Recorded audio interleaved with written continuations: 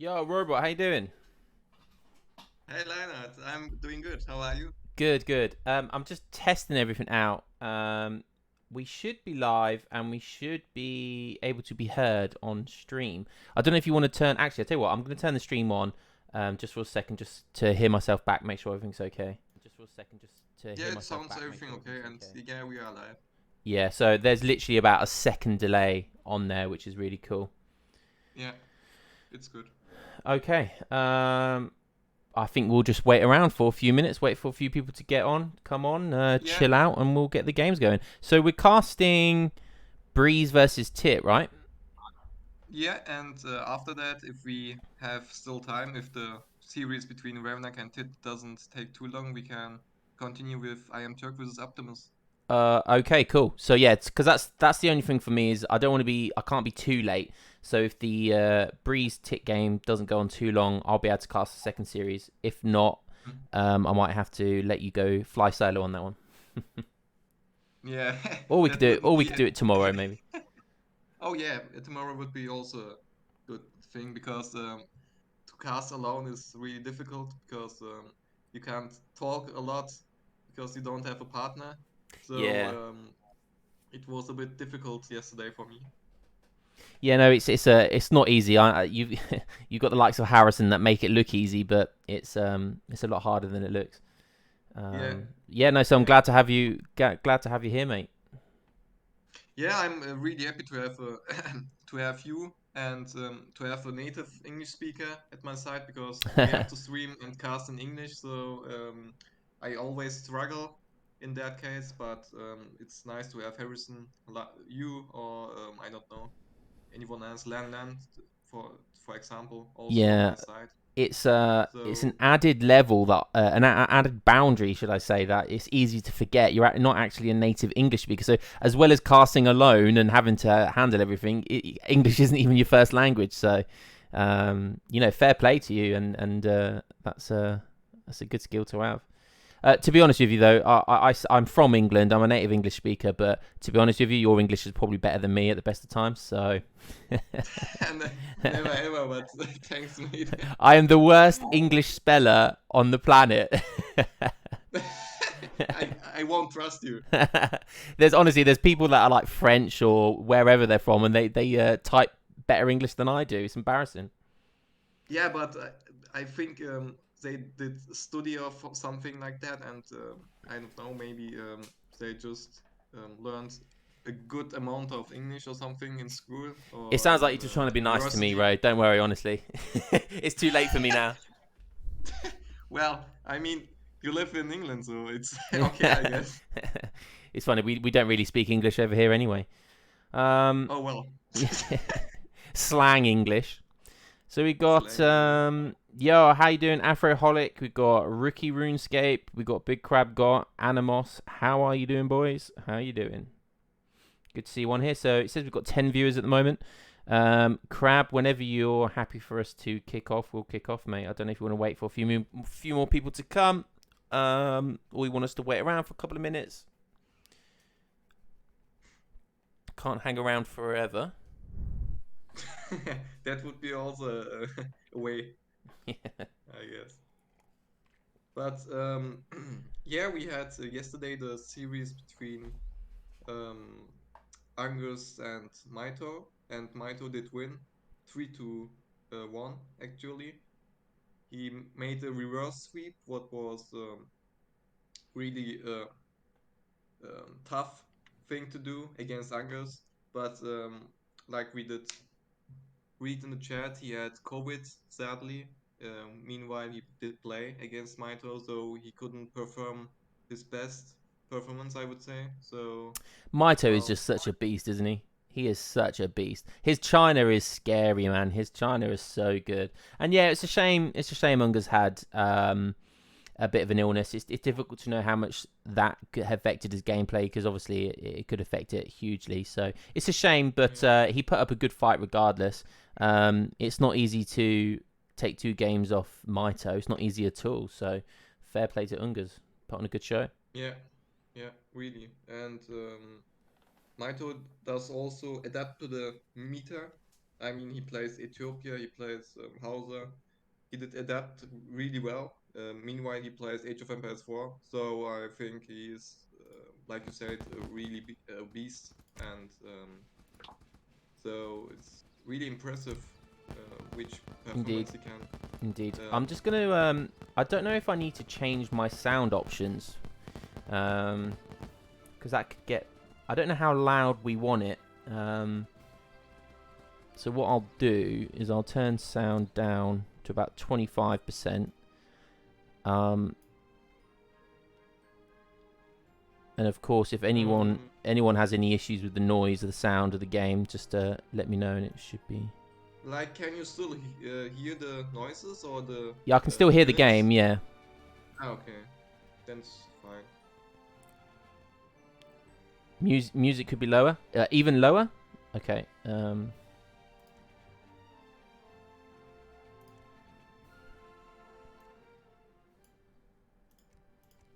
That should be... It's on about 8% now, so it should be quite low now, Animus. You wait, there'll be someone else that comes in and says they want it full blast, so you can never win. Yeah, that could be also happen, but these guys can also turn it on like to 100, so it's not a problem, I guess. Cool. All right, we'll give it probably one more minute and then we'll kick off. Does that sound all right, Robot? Yeah, it's all right for me. Okay, because we've been streaming for bang on 9 minutes now, so we'll give it one more minute up to the 10-minute mark. Yeah. And then we'll kick off. We've all heard the soundtrack a million times. Haven't we all, Animus? Haven't we all?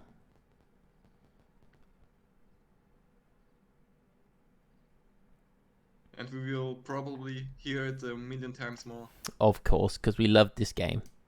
Yeah. It doesn't die. It's like 70 years old here now. Yeah. Yeah, so I'm just looking at... There's a slight delay, Robot. There's only like a few second delay from the stream. It's only 5 seconds. It's okay. Okay, yeah, it's fine. Yeah, it looks about 5 seconds. So okay, I can stream though on the what do you call it, on Discord. But if you don't want to do that, that's fine. I don't like that because then I don't see the chat. Also, I have to make then 2 tabs, and it's not really comfortable for me. Okay, that's cool. That is absolutely fine then. Okay, we're at the 10-minute mark, so I think we'll kick off. Let's go to it. You excited? Yeah, especially where it's Revnak and where it's Tit, because Tit did play against you the before in the round of 16. So you know how he plays, and I would better hear the prediction from you of the series. Right, well, yeah, I mean, this is going to be an interesting one. So we'll kick off now. So, ladies and gents, welcome. We have Revnak spawning in the south as the Portuguese, and in the north we have Tit playing as India. So they're playing they're sort of their main squeezes. So this is going to be an interesting one. Right. What do you think we're going to see here then, Robot? Are we going to see some water play? We could see some water play from India as well. What do you think? Yeah, I'm definitely thinking that we will see some water play. I don't know on which sides. Will it be on India or on Port side? But I think like Breeze wants to go on heavy on TPs maybe with ATP or on water. And yeah, I'm wondering what he will choose between those two. Well, it's going to be interesting to see when they pick their decks. I think that will be a telltale sign of what's going to happen. But, oh, okay, so we've got an early TP from Revnak. Interesting. Okay. So he's saving his wood, not saving his wood rather, for a dock, but he's going straight for a TP. He's not currently macroing for wood, so that would suggest to me he's going for a 10-10. Actually picking up a treasure here with his villager against the cougar. We got cougar on cougar battle going on here, dare I say. Oh yeah. Oh well, the woman isn't dying, or will she I mean, you can do this against wolves and coyotes, but against a cougar, it's riskier. But looks like it's going to take it. That definitely slowed him down. 40 food was probably just about worth it. But, yeah, I mean, if you get How raided, many she's HP on dead. that Will? 14 HP. Okay, I think he tested it before, because you wouldn't risk that in a tourney game. Yeah, so I imagine that was... Yeah, he definitely would have tested that before. But I'm not sure I like 40 food for losing that much HP. Plus, I mean, the villager seconds probably would have got about half that food anyway. But, I mean, he seemed to like it. So, as long as he doesn't get raided, it should be fine. So, yeah. we just got some exploring going on by both players. Revnak Breeze is definitely going for the 10-10. His deck, I mean, it's pretty telling, isn't it? It's likely that we're going to see some water play going on here. Tit is just having a little run round through his base, trying to find out what he's going to do. I'm sure he'll be scouting for docks anytime. Let's have a quick look at Tit, see what he's going to do. So this looks much more standard. He's obviously going for the trickle first card, distributivism. Maybe looks slightly FF favoured. His deck's actually called Port's Land, and I was just about to say it looks like it's a deck that's kind of geared towards FI play / anti-water play. What do you think about that then? I don't like the decision of having not even one frigate or 2 caravels in deck, but I mean, he will most likely go heavily on land, so he has to end this game on land and not on water, it looks like. Yeah, I got kind of somewhat agree with you there, but I mean, Tit knows what he's doing. He's a very good player. He was the player that knocked me out. So I mean, you've got to be good if you knock me out of a tournament, right?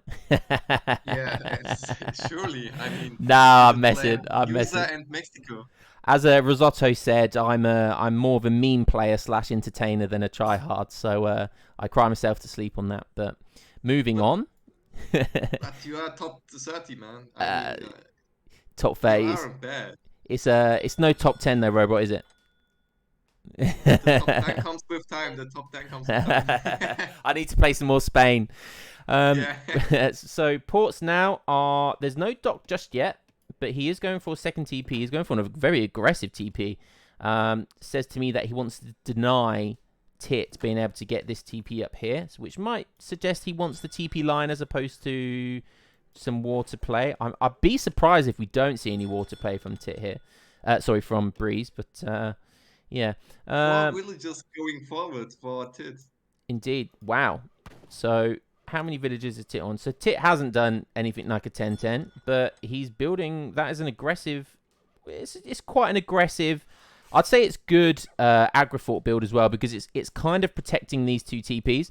So he's clearly identified that Breeze is going for the TP line. And he wants to kind of take these down. So, yeah, I think that's a good Agrifort build. Breeze has just aged up. Very early age from Breeze. We'll see what his first card's going to be. Still no house yet. So he can't build any villagers. He's still housed. Oh, I don't like the TC placement. It's, yeah, it's not close. Normally what you see with ports is often the first TC is right next to the first TC. And that kind of gives you a double TC fire defensive structure from any rushes. But here, it's well far out of reach of the first TC. So, yeah, I think he's probably done it because he wants these herds, but he does already have a good herd behind his base, so I'm not sure that was overly needed. And these could be herded in to a good position round the back of his base, especially if he's got 2 TCs close to each other. But we'll see what's coming. So it's going to look like his 4th TP is going down now. Agrifort is almost up. Okay, so 700 wood is his first card. So maybe we're going to be seeing an FF. Okay, so no, sorry, I do apologize. 700 wood was his first card. He's now shipping in 700 gold. So yeah, so I imagine we'll probably see a stable and a Rax come down. So we won't be seeing an FF, but we'll see this Stagecoach coming in, I imagine. We'll see Rax coming down, a stable, Hazard, Musk. What do you think, Robot? I mean, if I look at his deck, I think he will put down a dock soon because he has mostly a water deck. So I don't think like he wanna stay too long on land. Yeah, I mean, his deck suggests he doesn't want a sustained age 2, but he hasn't put down a dock yet, so I'm interested to know what he. I mean, he's currently holding a lot of wood. He definitely wants to be using it sooner rather than later. Okay, the scout's coming around. Let's have a check on see what Tit's doing. What's he up to and what does he see? So we can clearly see that there's 4 TPs. He's currently got 12 Sepoy at 5.5 minutes. Sepoy is a strong unit. I imagine we're going to see this TP taken down and the top one next, or the one to the right. Definitely going to deny the stagecoach very early on. I would rather go to the TC than sieging down the TPs because it's only an investment of 120 wood, so it doesn't really hurt. I mean, to take down all TPs takes like 3 or 4 minutes, and it's very long-term sieging. So yeah, we will see. We will. I'm just going to turn down my, because I don't know if you can turn yourself up, Robert, because you're a little bit quiet in my ear. Maybe I can turn you up actually. Wait. Yeah, I can tune me up also on Discord. Okay, I'll sort that out next game. Just make sure all the settings are high, just because the game feels quite loud compared to you, but that's fine. So 700 wood just come in for India. He's going to get a market down. Macro's looking decent. Sepoy production. It's going to be sieging down another TP. 4 more Sepoys come out. Constant Ville production. Pretty standard Sepoy stuff, I think, from India here. It's going to try and do a bit of a boom behind it. We've already got blanket filters coming in. Yep, standard India. Let's go back over to Breeze. And as you said, as you predicted, the docks have come down, but he has scouted it. Oh yeah. Town militia. Town militia. Yeah, he has to send it because he saw that India is messing up sepoys, and he won't hold it more or less without militia, so he had to send it. Yeah, I agree. The only problem is, like we discussed earlier, the town militia is going to be much more reduced because his 2 town centres aren't together. Like you said, generally you want defensive play with ports, especially if you're water booming. And this TC is just not going to be in range of the other one. So it's not. I don't think it's great TC placement, but Breeze is a better port player than I. So we'll see if he's got something planned up his sleeve. His Explorer's coming back in. Maybe to tank some HP, maybe to snare.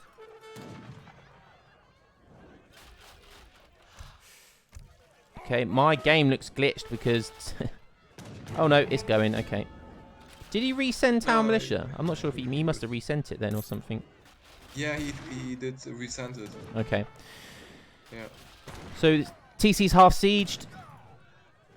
We've got about 20 Sepoys there, 15 Sepoy. We've got 5 Musks. Town Militia's about to come in. Oh no, okay, So he's resent it again. Wow. So he wants to save that card, and I mean, I can't say that I quite like that. However, you don't want to leave it too late, otherwise you'll never send it at all, and by then your TC's been sieged down. He's on 31 villagers currently. Looks like he's macroing for food and wood. Only got a few boats down. 4 boats. Explorer goes down. I think Tit's looking in a strong position here. What do you think? And yeah, I'm thinking also that way. And I mean, Revnak is sending 2 caravels, and I don't know why he sends them, because he should have looked at Tit's deck and have seen that he doesn't even have 2 caravels. So it's a wasted card, and if he sends Town Militia also, then it doesn't look too good for him. Yeah, so I mean, behind this as well, Tit looks like he's going to be macroing to hit Fortress Age, which I think is a really smart idea, especially now he's identified that there's going to be a boat boom from Breeze. And that obviously gives him access to the infamous 2C jellies, which is probably, in my opinion, the best age 3 card in the game. It's an incredible card. It shuts down kind of any nonsense with regards to turtling. It shuts down any boat booming. It's such a dominant card. So I think that's definitely the right play for him. Slightly over macroing on food, but all in all, I think that's pretty damn good macro. What we got here? What's he ending relations with? So he's currently on the Ottoman consulate. He's going to be ending that. I imagine we'll see Brits aging up with Tower of Victory. You'll have to remind me, not being an India player myself, which one the Tower of Victory gives you. What power that gives up. It's the inspiration. Right, okay. So he did just use the Ottoman consulate for extra villagers. So he's on 36 villagers. The time is 9 minutes 40. He's aging up to Fortress. He has a huge mass of sepoys. He's looking like he's in a strong position. Very strong position. Let's travel back over to Breeze. He is also aging up. So we've got some walls coming up from Tit. Oh, I like it. Caravels killing a villager down here. Being annoying. Very nice. Can siege that wall down. So his TC managed... Okay, so yep, he healed that TC back up. He's just aged. Be interesting to see where this TC goes. Maybe near the water, which it has. Okay. I'd like it to be a bit more aggressive than that, but it is what it is. Oh, well, yeah. On the shore. Yeah, so he's currently on 41 vils. So I think the ecos between the two are quite similar at the moment. I'd probably say Tit may have the advantage at the moment. I don't see... Okay, we do have a market. I imagine he's got hunting dogs. Great coats is coming in. Going for the Cassadors. Great unit in melee, as we all know. Nice little wall here. He's playing a nice little wall here. You can tell Revnak has done this so many times. He likes his walls as well. He likes to play defensive. He likes to buy himself as much time as possible, I think is the right term for that. And he knows how to do it well. So, are we going to see goons? Are we going to see Musk? What anti-cav is he going to have here, do we think, Robot? Well, musketeers would be okay, I guess, because like you can upgrade them together, like with the infantry upgrades in your home city. So it's a nice combo, to be honest. Yeah. And as we know, the Portuguese musketeers are the best ones, with even with the Brit musketeers. So it's kind of good, I would say. So he's charging in with his sepoys here. Or is he just posturing, or do we think we've got cav on the way? I can't see any cav on the way. Maybe he just wants to try and get a melee, a snare in there, or get close enough just to get a couple of volleys in. It's not great by Tit, because he's going to lose a lot more resource worth of military than Breeze is. Yeah, he's getting kind of wrecked there. Yeah. I'm not sure what his plan was there, but that wasn't great micro. Cassadors are also really good against heavy infantry. They are. They have bonus. Is it a 2 bonus? Yep. He hasn't got much anti-cav out, though, so if I was Breeze, I would be slightly worried about some cav right now, but doesn't look like he's got that same concern, and he's just continuing to micro these sepoys. He's going to see the TC being built from Tit, which is going to go up likely. These tanky boys will likely not get taken down by Cassadors. Oh, sorry about that. Yeah, No I mean, problem. his sepoy is kind of halved in mass by the looks of it. Yeah, that's the point where Portuguese just flies off and has a better eco than India, because India has to invest in TCs and he doesn't also have water like Portuguese does. So Ports is in a leading position for the moment, I would say. and if he can get away with something like going to industrial or like messing up um, some units and kind of taking a good trade, and well, I think like he could have a shot to win with 1 TP even. Yeah, so I think he's in a good position as well. I mean, he just destroyed about half of the sepoy mass, which was, as we discussed, quite bad micro by Tit. I'm not quite sure what he wanted to achieve there, but he's now massing Gurkha, a decent skirmisher unit. I would like to see more boats. I think he's being cautious about the amount of boats he wants to make. Maybe he's scared about the sea jelly prowess versus boat booming. So now we've got a skirmisher war going on. This is just going to be some posturing between Cassadors and Gurkha. I think Cassadors probably going to be in a winning position here. He's trying to force something, but he's going to be under TC fire and Cassador fire. So again, Breeze is going to have the advantage here. The sea jellies are coming in. Like we said, here they are. Oh yeah, let's go. One of the most OP shipments in the game. The 2 sea jellies are here. Now, how does Breeze counter this? Does he continue to make Cassadors? Does he need to make Hussars? Or does he need... What does he need here? Yeah, he has to spam Cassadors and just to poke against the skirmishers, against the Gurkhas, and then he has to kill the siege elephants with the Cassadors. And I don't think that Huss would cut it off against the sepoys, so it's his best shot. So we're getting good constant pump of 5 Gurkhas here at a time from Tit. Minutemen are called. That's certainly gonna help. It's not going to be enough though, and it's certainly not going to be enough to take down the sea jellies, which is the real threat here. He needs to sort out this skirmisher mash before he can even attempt to get these sea jellies down, unless he gets some clever micro of these 5 Hussars, which is, I think the sepoy, yeah, he's backing off. He sees the Hussars. This is going to be a close one. I don't know what's going to happen here. Okay, the TC goes down. That's a nice pickup for Tit. The Hussars are going to have to do some crazy micro here. He still has a decent amount of sepoys. He's still got 7 sepoys. They're going to potentially be enough. Is he going to get them at the front line, though? Breeze has to wait on the Mamluks that he can really fight with. Yeah. Or else he will just lose his army.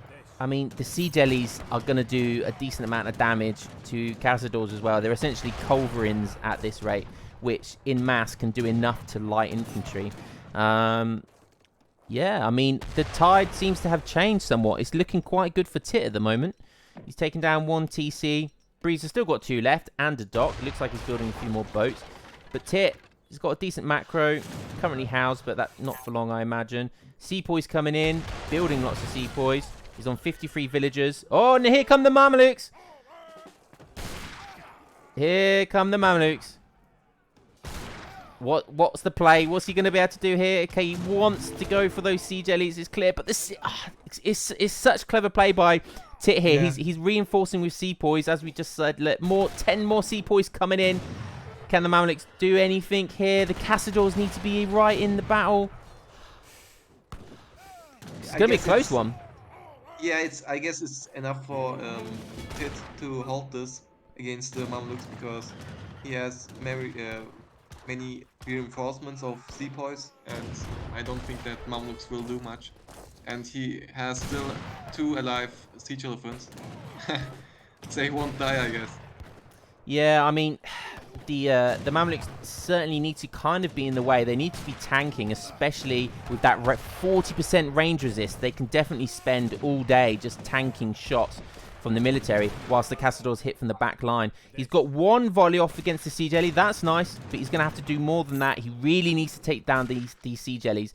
Once he takes down the sea jellies, he can focus more on the sepoys and Gurkha. But yeah, it's 1 good volley each, but they're still alive, and they're probably going to get healed now, which is just going to be really frustrating for Breeze. Not enough Gurkha now to hold off this Cassador mass. So again, the tides look like they've slightly changed. It's looking pretty even. We'll just take a quick look back to Breeze. He's currently on 71 vils. He's looking in a strong position. This could go either way. I don't know how this is going to go, Robot. Well, I think Breeze did focus more on water, like how many boats he has, if we can look on that. I can't remember. I'm trying to use the hotkey to check, but it's not quite well. So we've got 10 there. 10, 16. 15. I think we've got about 16.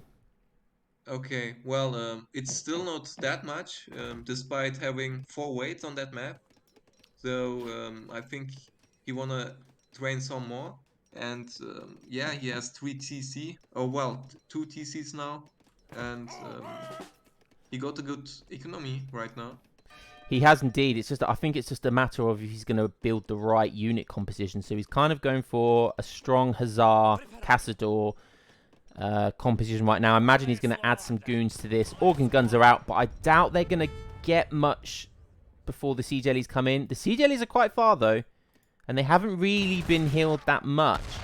So Tit doesn't want to hang around too much. So he's straight back in the action. Organ guns got a good pop off. So he's got some resource usefulness out of these organ guns, which is quite the interesting argument at the moment about organ guns and how bad they are compared to other artillery in the game. But that's for another day. Well, I mean, you know, it's really well by playing USA and with their Gatling guns. I mean, they're an even artillery unit, so they are really strong as infantry, but you want to say more? Yeah, I mean, organ guns are, I mean, they're stronger slightly than Gatling guns, but Gatling guns are, you know, they're quicker, they micro better, you get 3 as opposed to 2, so, yeah, oh, nice pop there. So Gatling guns are certainly better. I think organ guns could do with somewhat of a little boost, but... Okay, so, oh, is that 1 Sea Jelly? He looks like he's managed to take down 1 Sea Jelly. I missed that. Oh, yeah. That's a nice pickup. Die. That's a really nice pickup. Now he's only got 1 to contend with. That's going to take twice as long to siege things down. Double Cassador production coming in. We have... Oh, no. Okay, he switched. Yep, he wants Goon production. I think that's the right call rather than going for a boom card when you've got stuff right under your base. Oh, in comes some tanky boys. Here come the Mahouts. How's he going to deal with them? Oh, yeah. I guess this will be a pretty hard fight for Breeze. Great little bit of... skill mass. Yep, great little bit of trickery with bringing them right to the front. The little drag box micro, I like it. So he's still got some Mamelukes in there. They're certainly going to be tanking, but you don't want to be fighting cav with them really because they have range resist as opposed to hand resist. So yeah, that's not great for Breeze. Oh, that's a huge mass of Seapoint Gurkha as well. Can Breeze hold on? He's got 5 goons coming. He's building more organ guns. He's building more Cassadors. But is it going to be enough? Yeah, the artillery foundry was really funny to see where Pit does touch his base. So it's... I don't know if it was the really great play. Yeah, I mean... The thing is, he needs to take these Mahouts down, and if he can get if he can get 5 organ guns out, popping at these Gherkins and Sepoys, I think he can turn it around. But there's still 2 Mahouts alive. He's struggling to take them down, and in come the organ guns. It's going to be huge. Oh, he just took down 7 or 8 Gherkins in once. Wow. Huge, absolutely huge. So the Sea Jelly's coming in. It's probably going to take down 1 or 2, but he can't hang around. Yep, he's going to run that to safety. What a pop. These didn't pay off, really. Crazy. Oh, is he going to take down the Sea Jelly? It's so close. And he can't micro. Oh, brilliant, brilliant. So that's the Sea Jellies out of the way with for the meantime. Oh, yeah, it's that. Okay. Huge. Organ guns coming up. However, are we going to see any cav coming in from Tit? That's exactly what he needs right now. Oh, and we've got 2 Mahouts coming in, I think. Oh, this could be the GG right here. Yeah, and the 2 heroes also. Oh, look, these are poor organ gun operators. Look at them. They're just gonna get taken down with a stabby stab. Oh, and a swipe. Huge.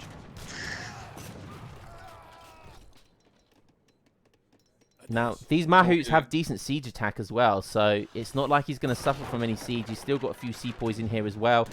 He's on 80 villagers. Breeze is currently on 75, so I mean, India's got the eco advantage. He's got the snowball advantage and military advantage. It's not looking good for Breeze at the moment. He's having to run Vils away. Cassadors. It's not going to be enough. He needs something more. I'm not sure how he's going to deal with these Mahouts, to be honest. I mean, he's building. He's going for the water now as well. It's not looking it good. doesn't look really good when you see that he's pulling his villagers to the shore. Yeah, he really just doesn't have anything. I mean, he's making goons, but the score difference is about 6k now. Yeah, it's looking rough for Breeze.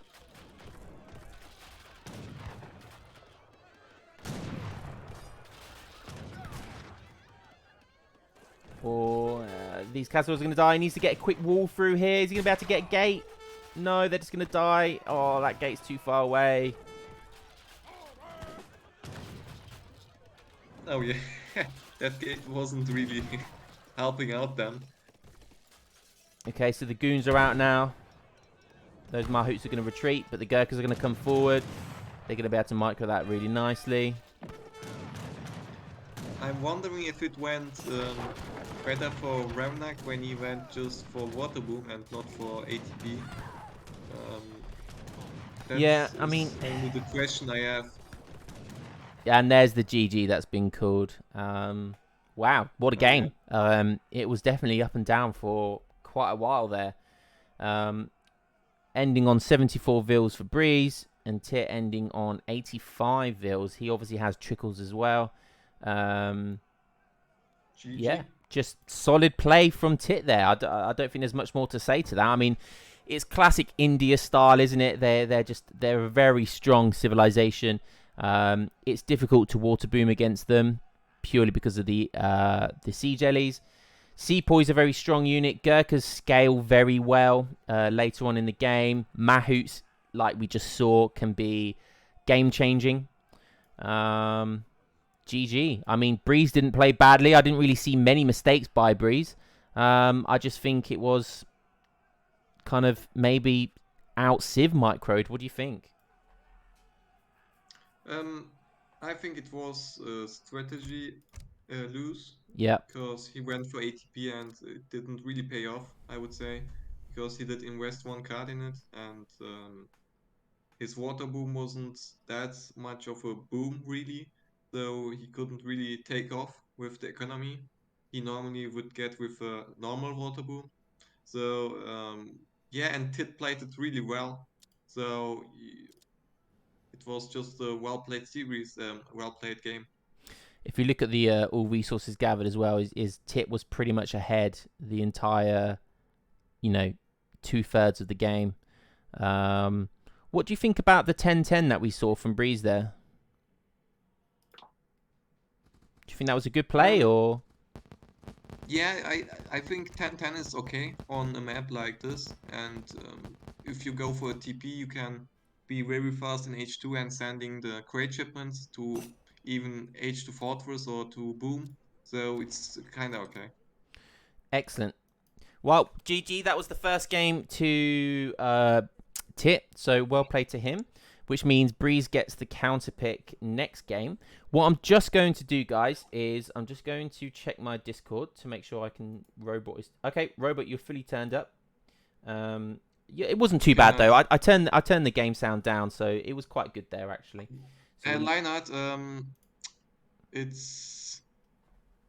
we have to add the score blank that we don't see the timeline. Okay. I am a huge noob with this sort of thing. Wait.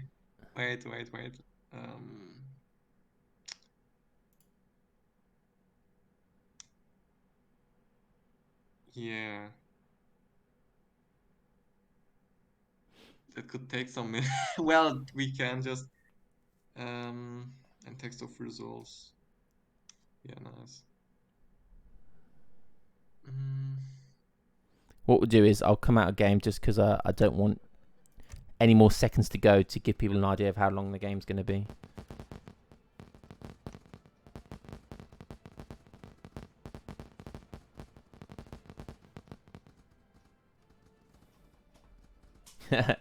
Just reading the chat and Rookie RuneScape. I don't know what you are referring to when you say tit and breeze. That's good. Yeah. So just in case you don't, or you're not messing around, tit is it Aykin? For Aykin, something like that. And breeze is Revnak. They're their main accounts, and who they're known for.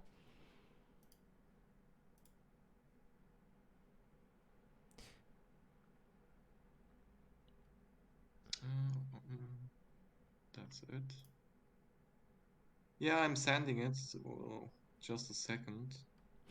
Are you sorting it out, or are you going to send it to me? And yeah, I'm gonna send it to you. Okay.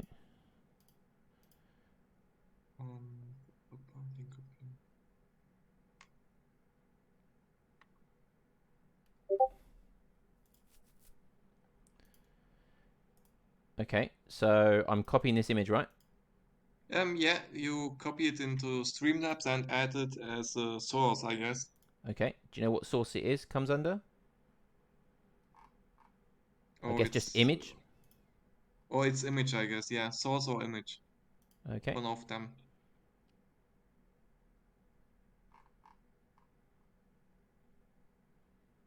I don't want to add a new source instead.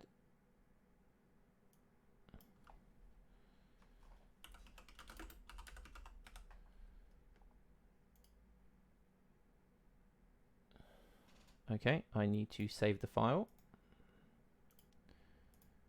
Don't worry, guys. We'll be with you in just a minute.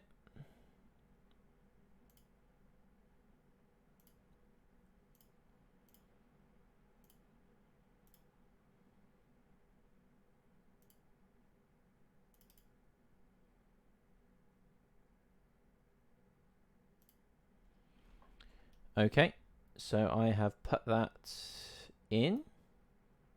Oh, no, we don't want to do that. Okay. And now you just have to move it to the right side.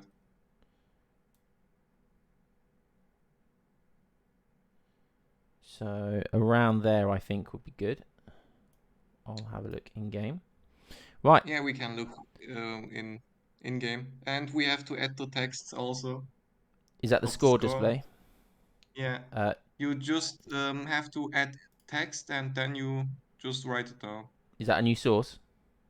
No, just text. It's text on Streamlabs. That doesn't help me, mate. I don't know where that is. You have now the source or image. The score blank you have in source, right? Oh, okay. Right, yeah. And there in the same section you can add the text, and you have to click on that. Okay.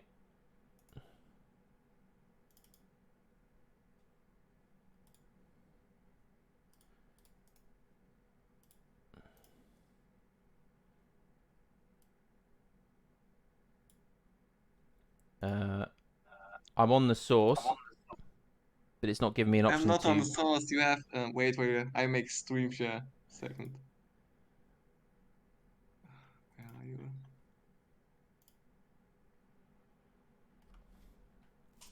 Thanks for the raid, Batburn, as well. Hope you had a good stream. Do you see me on Discord? Give me 2 secs. I do now, yep. Okay, nice. You see here, image is the blank, the screen capture is just the game, and text is just what you write down. You have to go on the edition, and then you can select text. So you do have to add a new source. Yeah. Yeah, Right. okay. Sorry, yeah. There we go. Label description, add source. Cool.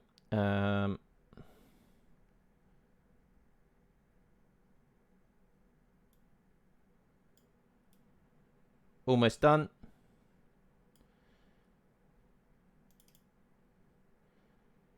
Nice. So text is tit1.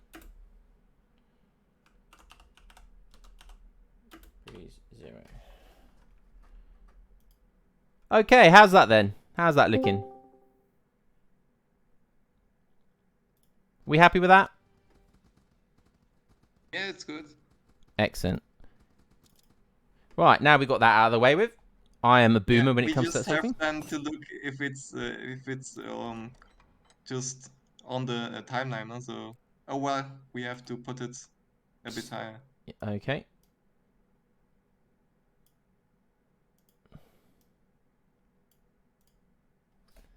Oh, no, we need it a bit higher than that as well, don't we? There we go. A bit higher? Yeah, right. How's that? Okay, nice. Looking good? It's enough. we can make it a bit better. But we'll kick off with the game then, if that's all right. Yeah, it's okay. Let's just go on. Okay, right. Let me just get the stream back up. Excellent. Okay, so game number 2, we have Revnak, who has counterpicked as Russia.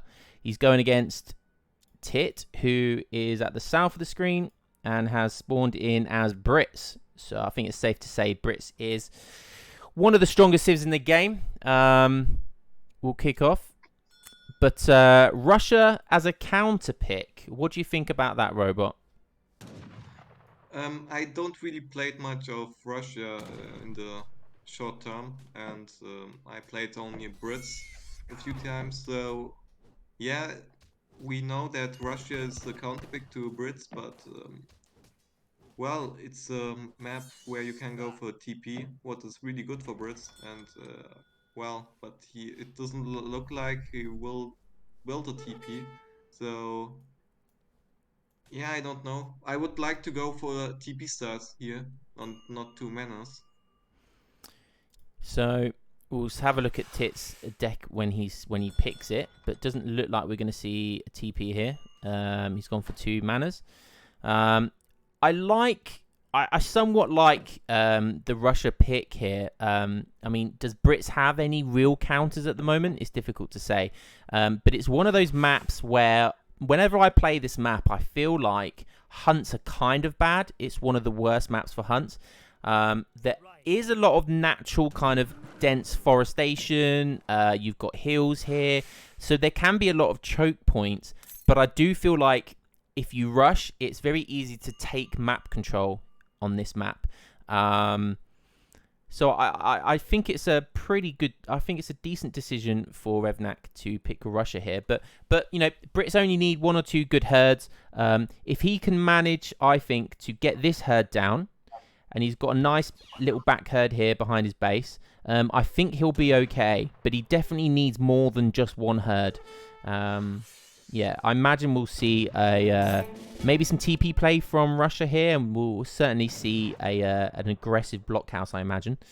Revnak getting the monkey treasure. Interesting. I mean, that's definitely the best treasure on this map, and provides you with a lot of Age 1 and Age 2 support. Gives you access to lots of treasures. Yeah, really like this. Yeah, and especially on a map like Himalayas where the treasures are really good. And if you look, Duba the pet monkey, they each have 90 HP and 6 hand attack. I mean, it's not quite. They're like mini dogs, right? So, you know, it's probably like 2 dogs worth, if not more, because you've got more scouting potential. More, yeah. Yeah, it's like so 3 dogs. Yeah, so 3 dogs. So, you know, when you think about that as a treasure, it's pretty insane, especially for, I think it's only 2 samurai. So 2 crack shots. Yeah, 2 samurai, yeah. So Russia's going for standard distributivism here. I think, you know, that was to be expected. Brits have gone for 3 vills. Again, pretty standard. Nothing too out of the ordinary here.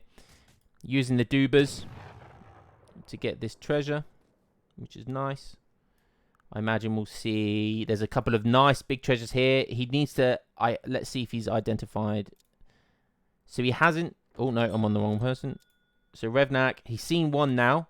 Hopefully he'll see the other one. Doesn't look like he's potentially going to. But that's another nice pickup. What's that? 40 wood. Yep, 40 wood. It's a nice pickup. Yeah, Tit's getting 30 coin, and he's on the other side of the map. So let's have a look at his scouting. So you can see here, he's gone for very much a more insular type of scouting. Like he's done a much more defensive scout, if you will, whilst Revnak, on the other hand, has gone for a much more aggressive scout. He knows where the good treasures are on this map, which is generally around the middle here, and then he's kind of worked his way backwards, which I really like on this map. So he's aging up. I really hope that Revnak is gonna build a TP with the wood treasures he did get. It would be a nice addition.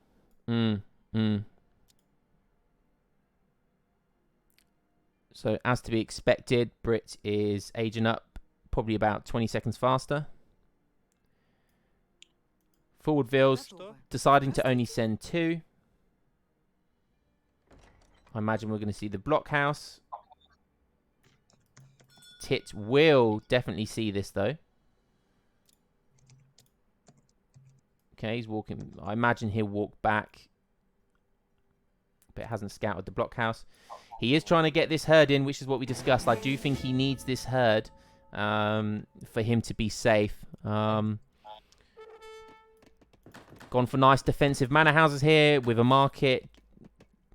Going for Gangsaw. Clearly trying to build somewhat of a wall with your manor houses. We like to call that the Passy VC wall. Because Passy loves his manor house walls.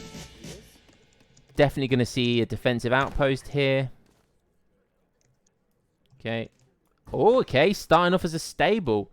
That's very interesting. It can certainly work well against Russia, and it's not something out of the ordinary. So I would suspect Revnak should be at least expecting to see a stable. He is macroing for musketeers, so that's good for him. Yeah, before, I don't know, at the start of Definitive Edition, we saw always going Brits against Russia, starting with a stable, and then we changed it again to a rag start. So, well, I'm always confident with a stable start against Russia, I would say, because the Musketeers aren't really good against Cav, and you have only the Cossacks to counter that play. So it's a good way to start, I would say. Yeah, I mean, it's no secret that Russia, especially early on, are weak to Hussars and Cav in general. So it's it's definitely it wouldn't be bad if he started Musks either. But starting stable is good, and I think Tit's very comfortable with the Hussar start. I know from experience he did it against my Ottomans with his Brits, so he definitely knows how to do it. Picking up one villager here, likely. Yeah, that's going to go down. So that's a nice pickup for Breeze. Or Revnak, should I say. 700 wood. He's picking that up. Revnak is now sending in 700 wood after sending 5 Cossacks first. He did make... I believe I saw some Strelets in queue, but maybe he cancelled that. I think he cancelled the Strelets. He obviously saw the stable and he cancelled the Strelets. And he's just going to be making Ruskets. Hunting Dogs is coming in for Breeze. Nice little walls here. Look, they've both gone for nice little walls. They know this map well. They know where the annoying little raids can come from. So they're defending themselves well. Very turtley type style here from Brits, which is you expected against Russia. Breeze is coming round. Being a cheeky boy, trying to find some Vils to pick off. Not going to find any. He's going to be met by some Hussars. I kind of like the manor positions of Tit's houses. It's like 2 next to next. It's something I never seen before. Yeah, it's kind of funny. It is not like I don't like using my manors like this. I like using him for I like a more of a perimeter style and giving myself plenty of line of sight. But he did manage to pick up another villager, so that was nice. So that's 2 villagers down for Tit. I don't think that's going to be too bad for Brits. They're on 25 vils at the moment. He's going for a very aggressive age 2, judging by the macro. He's not going for a huge mana boom. He's already shipped Musketeers, so he's gone for 700 wood into Musketeers. This is a similar build, I believe, to what he did against the round of 16 versus my Ottomans, I believe. And he didn't go for a massive boom. He decides to play very aggressive in age 2, maximizing his hussars and musketeers, just trying to get that military edge so he can apply as much pressure as possible. And it's certainly Tit's play style to keep you busy rather than him and keep you running around. And that's certainly a style of his, which he plays extremely well. What are we going to see here? So let's have a look at Breeze. This is where the action's happening. Some more muskets coming in. Place of mines. I imagine steel traps has already been sent. Going for greatcoats now and 700 coin. Queuing up some more settlers. It's funny how you have. It's funny how we too have always looked to Brit space to say, yeah, well, let's look at Breeze's view. He's always playing Brits. Yeah, it's a bit of a mind F, if you will. So it's quite funny to see. I imagine we'll see Brits from Revnak at some point in this series. Maybe he's saving it for a juicy counter pick. But yeah, I mean, scores looking like you'd expect them to. Russia's not too far behind. So it's a little bit of a worrying position for Aykin to be in here. Look, he's going for more walls, which I really like this. And I feel like you don't see it enough. You often see with the 700 wood, you see the double blockhouse come in, and then you see stable as well. But I like these little walls because they add. It's extremely difficult to push into 2 blockhouses, particularly when you have these nice little wall segments that provide crazy choke points for Cav to try and dive in at. So I really like. It's these little things that can make all the difference. So that's a nice little wall segment there. Breeze is just, still trying to search the perimeter. He's going to come into the walls now. Trying to find some settlers to pick off. He's already picked off 2, I believe. Macroing to FF. So that definitely feels like the wrong thing, the wrong play here, especially with Tit's aggressive age 2, because he's certainly not going for the fortress macro here. So this looks like it could be a bit of a bluff from Russia to kind of say, hey, look, I'm staying in H2. I'm still in your face. I'm still in your base. I'm not going anywhere anytime soon. Therefore, making sure Tit stays in his nice little shell, making, military units. Again, more wall segments coming up, which is great because it's even better now that he's going for the fortress. So this is going to be extremely difficult to push in for Tit here, but he's got a lot of hussars. It's pretty scary. I imagine we could see 6 longbows up here. We could see some cav upgrades coming in. We could see 5 settlers. I'm going to be interested to see what his next deck is. Steel traps coming in as well. And Breeze is still building more wall segments. He really doesn't want Aykin to push in here, does he? I do like this defensive play here from Revnak. So, yeah, I think it's ultimately going to come to a point in time when Tit's identified that he's going to be aging up. He's waited too long now. He hasn't seen any action from Breeze. And I think he's already one step ahead of me, and he's deciding to push in. So this is going to be interesting. Well, Revnak did age up, and he has the wall segments. So if he will pop out the Falconets behind his blockhouses, he will most likely hold that. Yeah, and you've got to remember as well, blockhouses have a 1.5 times attack versus hussars versus cav. So yeah, it's really nice if he's targeting the hussars with the blockhouses. The musketeers are going to be safe here for the moment. He has aged up. Revnak, he aged up quickly. His 2 falconets are almost here. He's making cav archers. His musketeers have been upped. This isn't looking good for Tit. 2 falconets, I imagine, are going to have a good pop round here. Yep. 2 falconets going to come in. He needs to unpack them quickly. Is he going to get shot off or not? There we go. Oh, I mean, it could have been better micro there from Revnak. I felt like he could have got a falconet punch on these musketeers, but he decided to be a bit slow with that. Still in a dominant position here, I think. Scores are closing up. He didn't manage to get a blockhouse down. Only 126 HP on that blockhouse. That feels really sad. It not like it would have made too much difference if you got 1 down. Okay, so we've got more anti-cav coming in. I like that. Hussars I here, mean, we're going to... Cavalgers are really good against H2 musketeers also, and I don't think that Tit will add some longbows or something like that. So it's a really good play. So if you see here, we've got houses out here for the perimeter of Revnak, and he's clearly spotted these Hussars. So great house placement here to spot any raids, which he's done. The Cav Archers are chasing, but the Cav Archers are going to get... Oh, they're going to get snared by the Hussars. This is not what you want as cavalry archers. They're likely going to get taken down. The Musketeers and Falconets are pushing in. I mean, it's going to be... He's going to get some worth out of these cavalry archers. They're going to do a lot of damage, but this is not what you want to see. That's a great pickup for Tit. That's a really great pickup for Tit.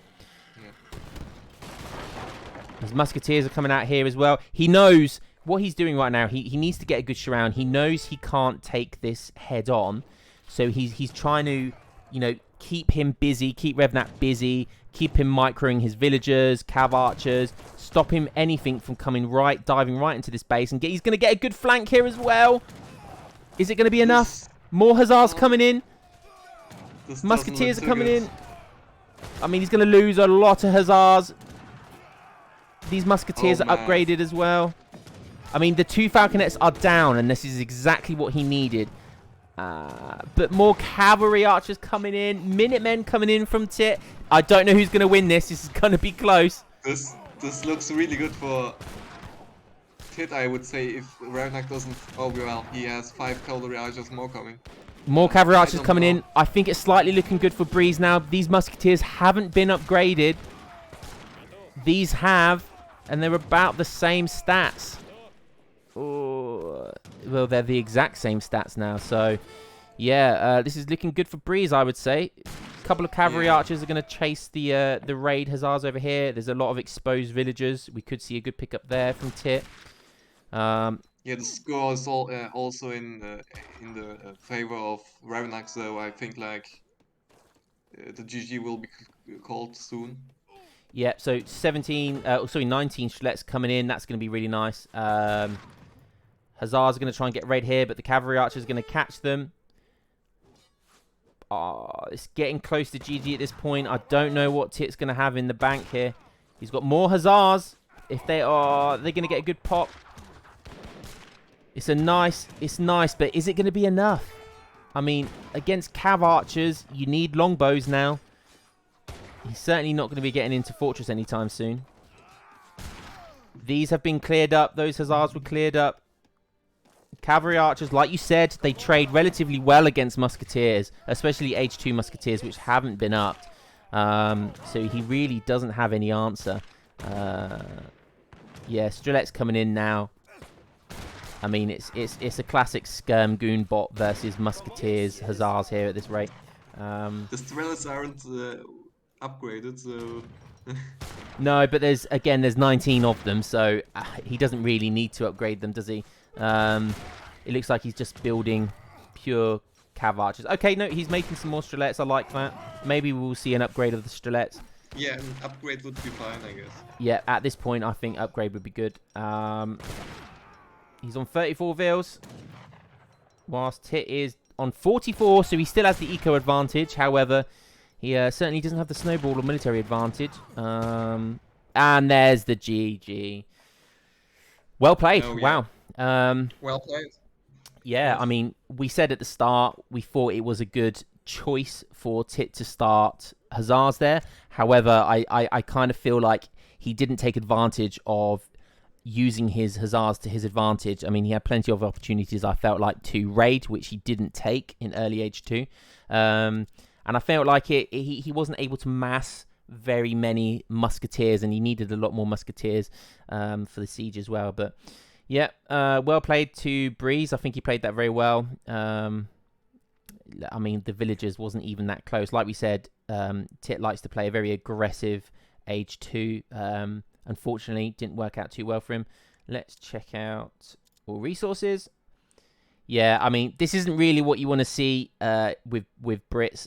If you're Brits, you know, you want to see a much more higher resource count than this. I mean, you know, trading with Russia is pretty bad.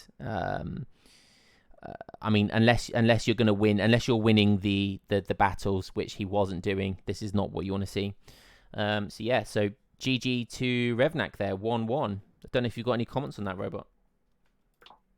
I don't, and yeah, it was a well-played game of two players, and I would only add that can we maybe make it smaller a bit, the heading, like Tit against Breeze? It would be nice if we can make it a bit smaller because Oh yeah, Is that's that good. better? Yeah, better. Because I read some chats, messages, and well, it was a Oh, bit. chat, you're never happy, are you? Chat's never happy. Now they are writing down. I can't see the score. How's that? That looks pretty even to me now. Yeah, it's good. One day, chat. One day, I swear. They're never happy. We can't do anything about that. They're too savage. Right. Okay. Moving on then. So 1-1, looking good. I like it. I like it. Let's go on to. So, do we have game 3? Does Breeze or anyone know in chat? Was there an issue with game 3? Yeah, it got interrupted sadly, and do we know who won that game? Yeah, Tit won it. Tit won it, but it's got corrupted. Sadly. Okay, so shall we change the score to 2-1 to Tit and then move on to game 4? Yeah. Okay, so that is really unfortunate. We don't have game 3. So Tit is in a leading position. Indeed. So this means that Breeze gets the counter pick again. I believe we have a Civ reset as well. So, I like this map. I can't remember the name of it though, but wow, I haven't played this map since Tad, I don't think. Yeah, Yucatan. Yucatan, that's the one. So in the south, we've got Tit, Aykin, aka, spawning as the India. And then we have, in the north of the map, we have Breeze, aka Revnak, playing as Russia. So, okay, interesting. He likes the Russia map, the Russia matchup here. We'll kick off.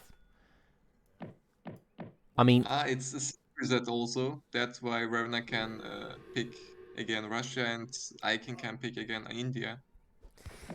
Yeah, I mean, first off the bat, the first thing I want to notice is like, you know, if you're Breeze right now, you do not like seeing this. I mean, this is like the most insane natural choke point you're gonna get. Like, you know, this just is just wonderful. I mean, all he has to do here is stick an aggro right in front of this gold mine or behind it. You know, and he's a couple of little walls and he's really well protected. So yeah, I feel like that's unfortunate for Breeze. But we'll see if he can adapt. Tit's going to get a nice 40 wood pick up here. That's really good for India early on. We know now which matchup it was, the game number 3. It was Ethiopia versus Brit. Tit won as Ethiopia. It was on Painted Desert. And it was a game that was 50 minutes. Wow. Wow, that would have been, I mean, from a caster point of view, that would have been hell, but it would have been fun to watch. So Ethiopia. So yeah, I have seen Tit playing Ethiopia. He does like that African Civ. I don't think he plays Hausa very much, but I have seen him play Ethiopia, and I've seen him do well with it. What do you think about Yucatan? I mean, you have most likely played on it if it's before 15 years or if it's before 1 year. Well, I've been playing this map since, 2007? You know, so I've been playing this map a long time.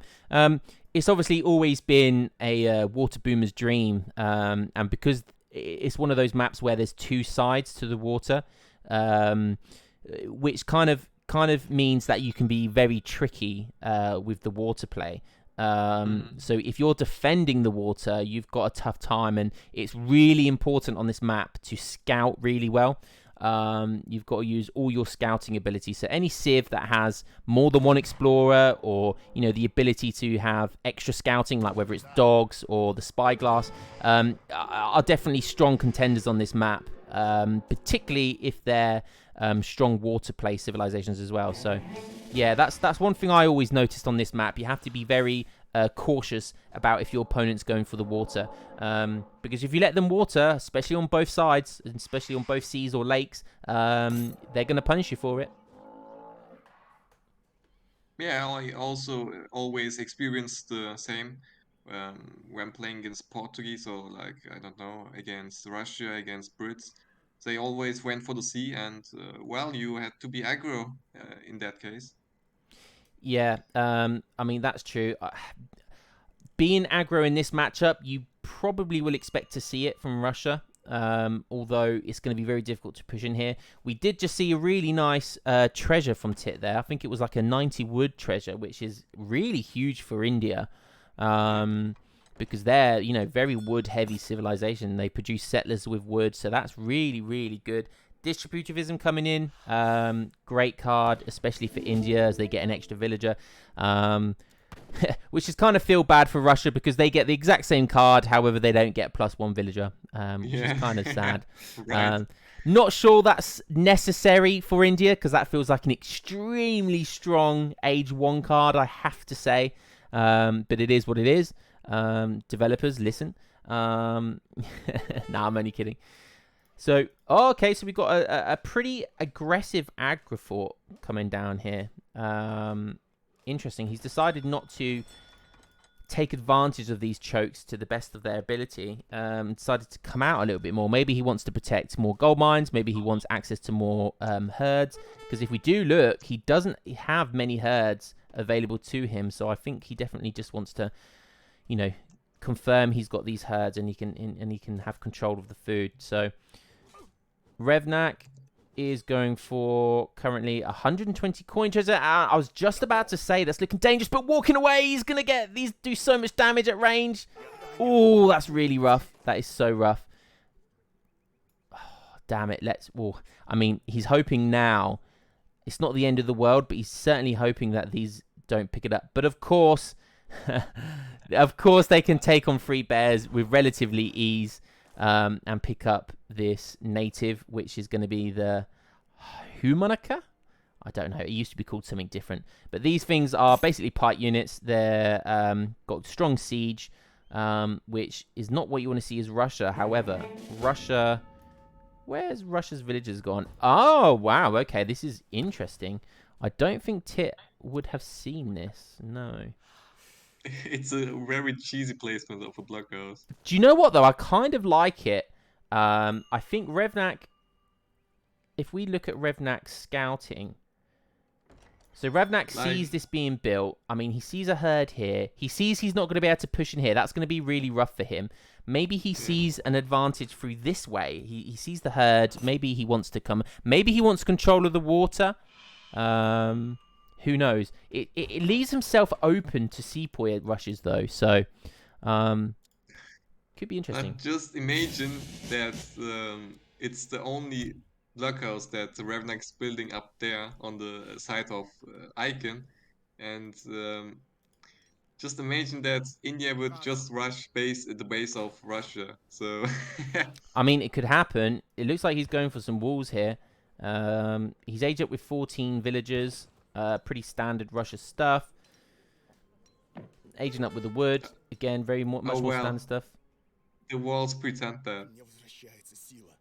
I mean, it's not a bad natural choke as well. He's got the native TP here. He's got a kind of mountain here. So, he's got some turtle potential here as well. 4 sepoys coming out from Tit. Revnak's going for a standard 10 Strelet with 5 Cossacks. I imagine they'll come straight out of here, which they do. We'll have a quick look to see if he's going to pick anything up. That house is nice. That's a really nice house for line of sight. Is Tit going to see this in time? Is Revnak going to see it in time? And it looks like we're going to get 1 settler picked up there. Tit is chasing the sepoys. Yep, he's got to bring these in. It's a really good raid so far. Oh, and he's put them back on gold. What's going on? Okay, he's shipped the pikes. He's shipped the sentries. Okay, he's picked up another settler here. Is he going to go for another one, or is he going to carry him running away? Yeah, he's lost 1.5. Strelet's going to come in and support the Cossack, take these sentries out. We're going to get a consulate down from Tit. The sepoys are on their way back, but they're far away from home. Spider-Man joke. So these are going... Oh, 49 village. Oh, is he going to take that down? It's really nice XP if you can take these down.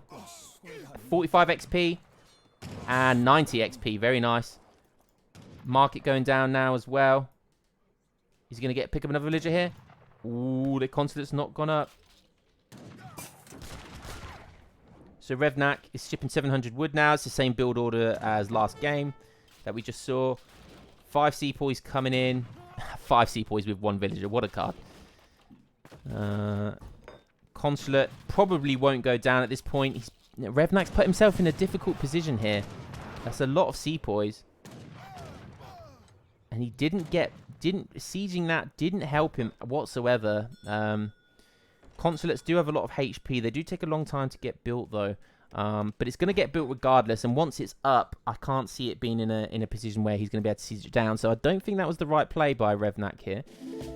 Trying to siege that down. But he did get a villager or 2. He got 2 villagers. So nice pickup in all.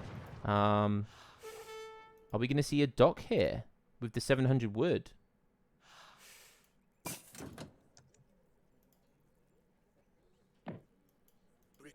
Three Cossacks still alive.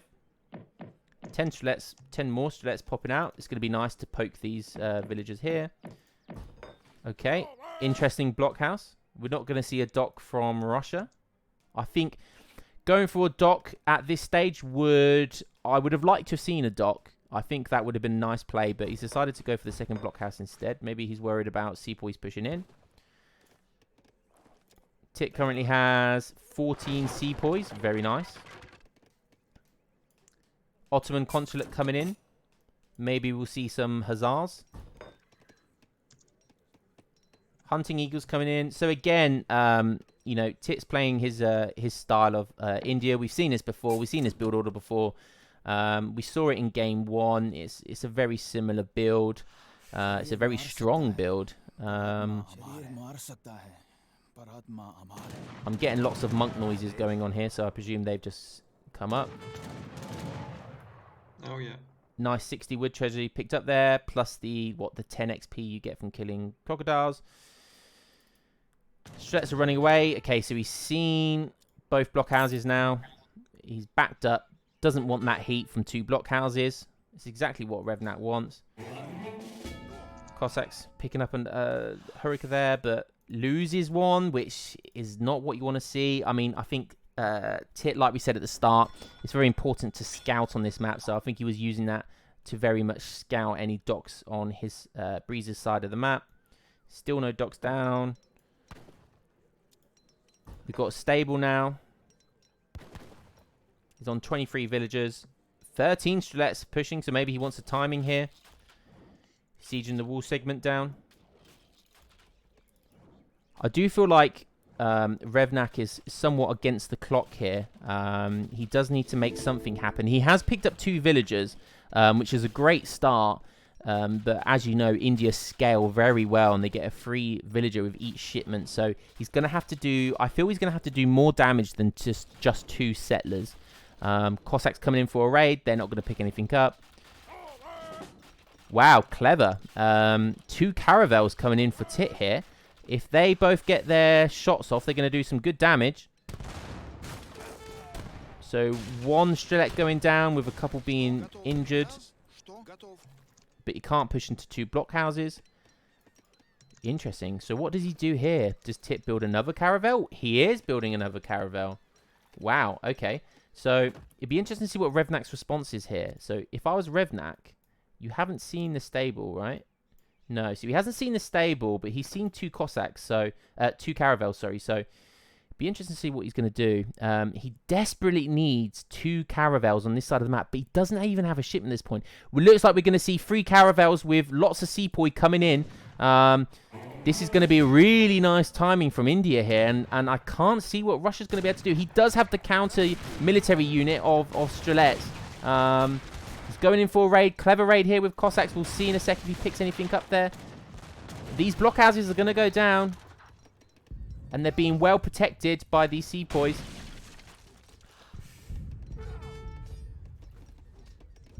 No settlers picked up. That feels bad. He's still got his 2... Oh, look at this. 375 HP. Both his explorers tanking a lot. He needs to get his musketeers in here. 1 blockhouse goes down. I mean, all 3 caravels are still up and running. There's only 1 which is 3/4 lost health. He's just going to retreat with that. Just going to heal up. Oh, no, that was bad micro from Tit. Okay. So 1 goes down. This could be a big swing, though. Like we said, he needs 2 caravels. Breeze is going to spawn them here. What's going to happen? He needs to take this down. The seapoint mass is dwindling. Cossack reinforcing. Cossacks coming in. A great little pickup here to come around the wall. That was really nice. Really clever. And it was done very quickly as well. That was crazy micro by Breeze. The musketeers going in melee. The Strats are still there supporting. It's looking good for Breeze. 1 caravel for Breeze goes down. He wants to get this caravel out of the way. He needs to identify that the TC's firing. Is he going to notice in time, though? Oh, 1 more. 1 more. Breeze. Oh. So all the caravels go down. I mean, that's not a bad trade for either of them. But it's probably slightly worse for India just because there's still 1 blockhouse open. He lost 3. And you've got to remember, it still costs 200 wood to make this dock.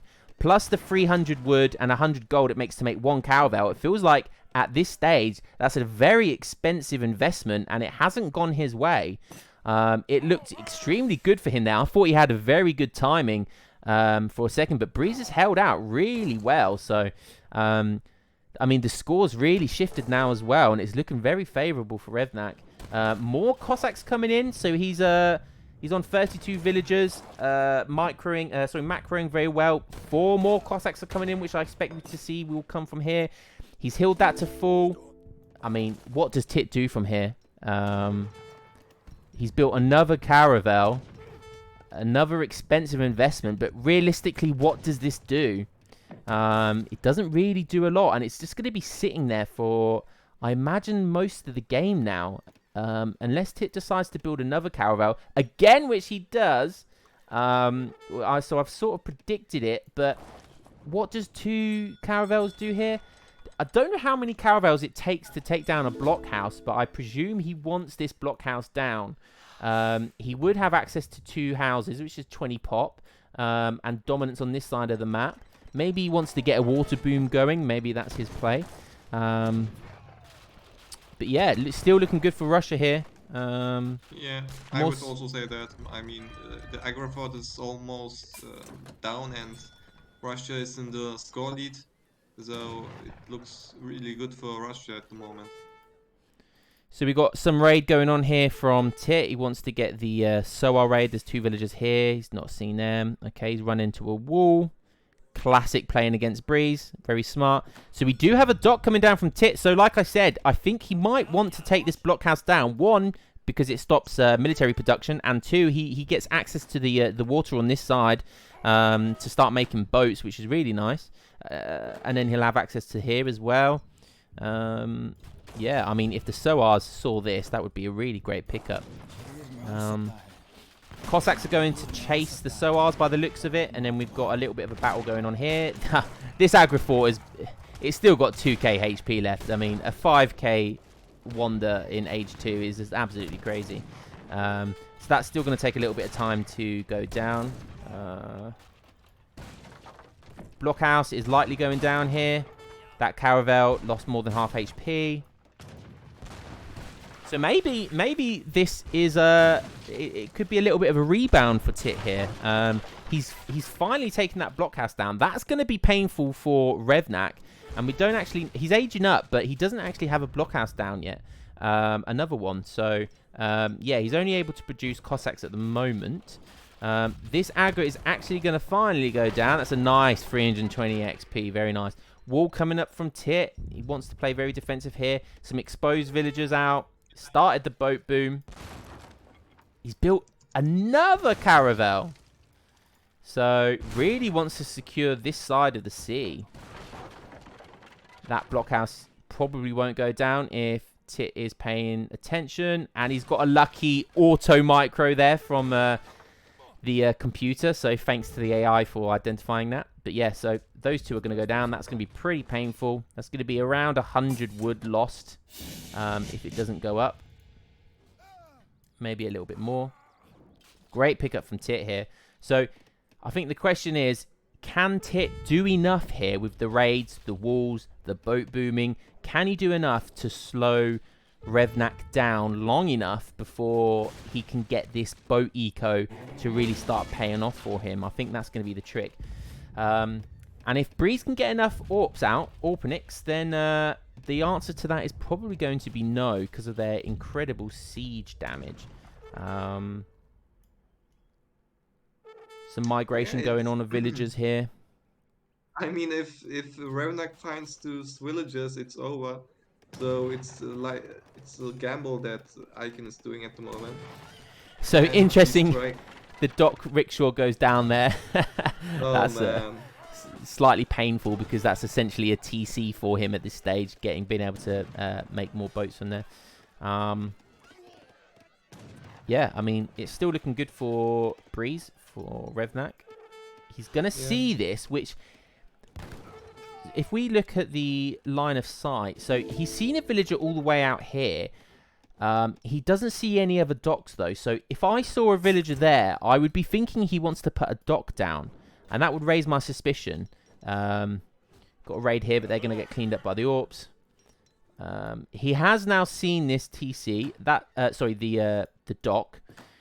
He's building a town centre. I would like to see the town centre slightly more here, but maybe he just wants to play it a bit more defensive, which is absolutely fine.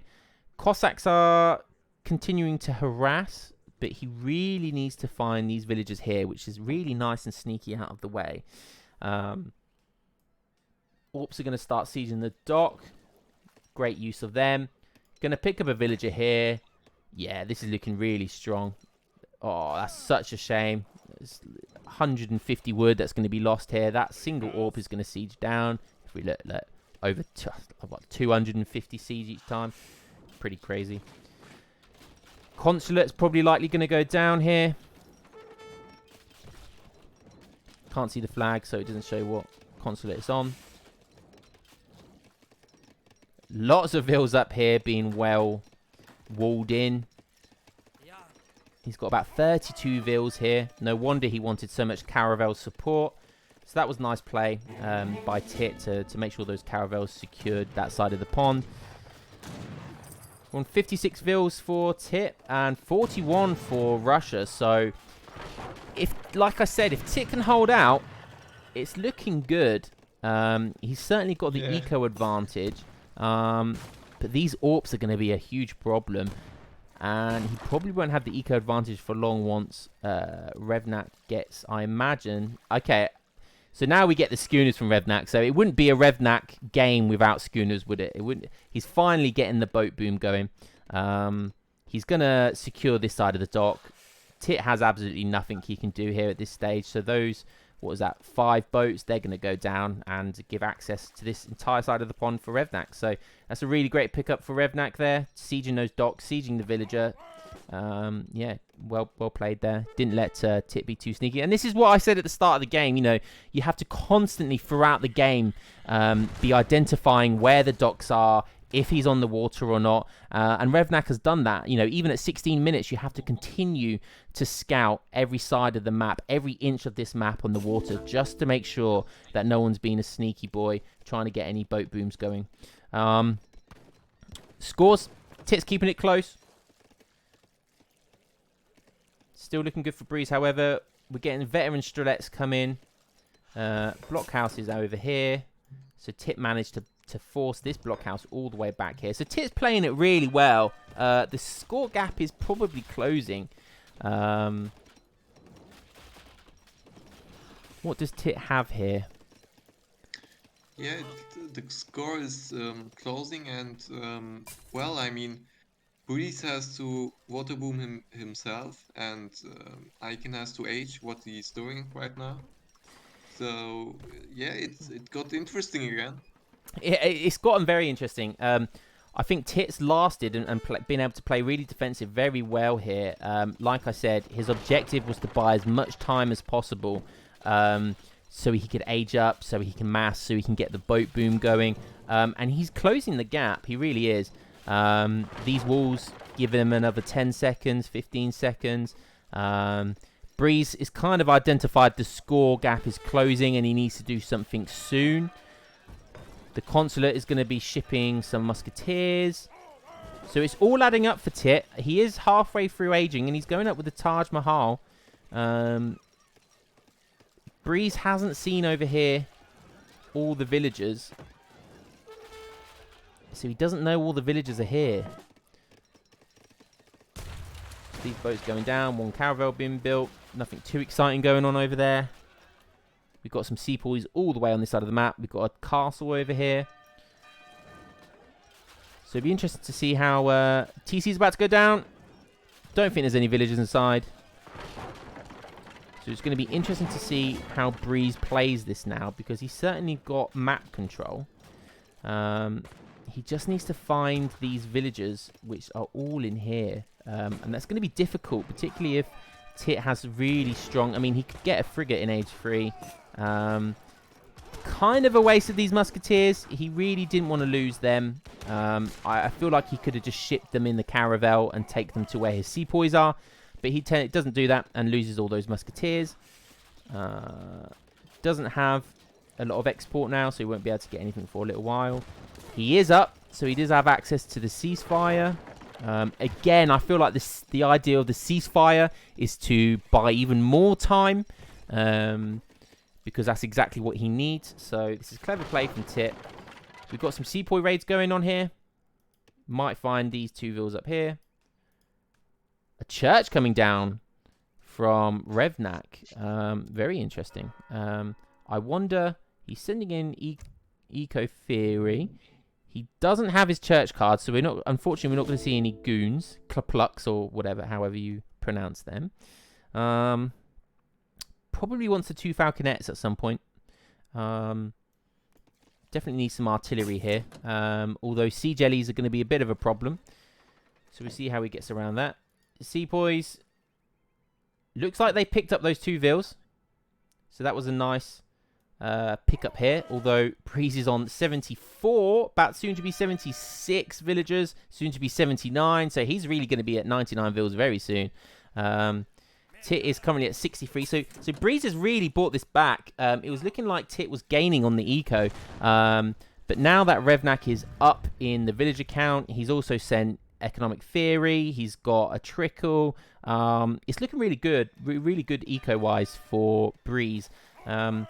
A great TC placement. I was just about to say he needs to make sure he's taking map control, putting forts down, putting blockhouses down, making sure Tit can't move anywhere across the map. He's going to see this. Another dock coming down from Tit. I'm not sure I like that. I mean, he's got to compete against TC Fire, 2 docks, 1 caravel. I mean, I'm not sure that was a great idea. Ceasefire coming in here. Oh, gee. Wow, okay. This is something I did not see coming. So Tit's going for industrial age. Wow. Okay. Deciding not to spend anything on military resource. Like I said, the ceasefire, again, it's bought him all the time he needs. All his villages are going to get saved. Pretty crazy. And it's going to allow him to save another 10, 15, 20 seconds for his industrial to get up. So really nice play again by Tit. He doesn't have much military. He really has been surviving on 9 seapoy and lots of walls and caravel support this entire game. Breeze is struggling to kind of break through here. Obviously, the Taj Mahal ceasefire has been used up, so he won't have access to that for a while. He's gone up with the Kani Mata. I can't remember what the Kani Mata gives you, though. It's a bonus for economy. So right, yeah. It's a get rate. Yeah, that's right. Yeah, it's often used in H2, right? Instead of an Agra sometimes. Yeah. Okay. He obviously ages up with lots of crates of food and resources, all the good stuff that India get. Score is about 4k difference. This frigate is probably going to go down. And this is what I said earlier about this dock shipment. Like, he's now had to ship 1k resource for this frigate. He's also had to use 200 wood for this dock, and it was likely that this was always going to happen. So yeah, I don't like this. I don't think... I mean, it's forced a very strong response. A very strong response. Yeah. It's overkill for Breeze, to be honest. It is overkill. Pretty good. It is overkill. So maybe in that sense, it was good resource-wise for Tit, but Tit's the one that's down in resources and military. So he really needs to conserve every inch of his resource department as possible. Just building more sepoys at the moment. It's still looking close. I mean, it feels like it could go either way. Oh, wow. That's a great pickup from Breeze here. Not letting Tit be too tricky and get a TC down. What do you think's going to happen here then? I mean, it's only again 4k difference in score. Tit's keeping it very close. He's about 20 villagers down. I still feel like it could go either way. Yurumi out now. This is going to be a crazy fight. It's going to come to a head at some point, and I'm all here for it. Yeah, I guess it comes all down now to the fight, to the final fight. So if the Yurumis can do some job, and if they can get close to the cavalry mass or like the Strelist mass, maybe they can just nuke the whole army of Russia, but it will be hard. Yeah, so we've got mercantilism coming in, so he wants more shipments. Generally, that's used in industrial age to get access to both factory shipments, etc. So it'll be interesting to see what he uses for those shipments. Cavalry combat coming in now. I feel like he could have probably just used the gold it takes for mercantilism and just gone industrial himself. And then he would have had access to both factories as opposed to just sending in cavalry combat and advanced arsenal. Not that they're bad cards, they're just not two factories. So, although, however, it does look like he's going up for industrial anyway. So mercantilism probably didn't slow him down too much anyway. So maybe he wants to consider saving those shipments. Anyways, looks like with all the fighting that's about to happen, he's going to be getting plenty of experience anyway. So here come the Yurumi, here come the Sepoy. They're going to smash into petards, strelets, lots of cavalry support. I can't see the Yurumi and Sepoy being enough. In comes British East India Company. Great card. He's building petards of his own. More Sepoys. I feel like he needs something more than Sepoys, though. Just running away. Yeah, just running. He came just the way along to the TC and then he runs away. It's kind of funny. I mean, Tit needs to add something here. He can't just keep making Sepoy.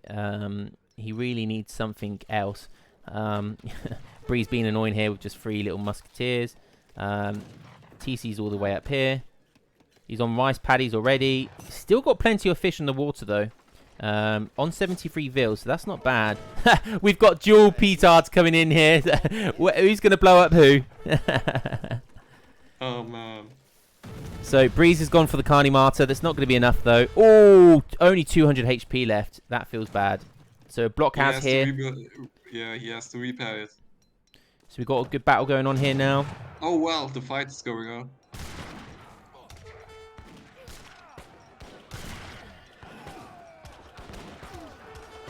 So these cav are going to get absolutely melted here, but the Strelets are going to do a lot of melting themselves. He's got cavalry archers in the back. Is the Yurumi going to be enough here? It doesn't look like it. There's still some Sepoy and Yurumi left. Maybe they're going to do a lot of damage here. Yurumi are such a strong unit. Crazy. Such a strong unit. Wow. And he's really pushing it. He's pushing Breeze back here. Yeah, but I don't think it's enough. Like, Russia has stagecoach going on. Yeah. Plus, he's on max eco, almost. So it looks rough for India at the moment. It does look rough. I mean, it's a huge investment with all that Yurumi and Sepoy, and it feels like resource-wise, it was really good for Revnak. More petards. He's going to be chasing the petards. Sepoys are taking down a blockhouse up here. He wants to secure this north of the map. Clearly, building down more Raxes. Not much going on down the south of the map. Breeze has pretty much secured it. It looks like he's going for a Strelette Cavalry Archer build here. Okay, we've got some more AWPs coming in. I like that. Again, Tit is just massing sepoys. Is this the right thing for India to do in this matchup at this stage of the game? Do they need something else other than sepoys, or is sepoys an okay unit to continue to ship here and send?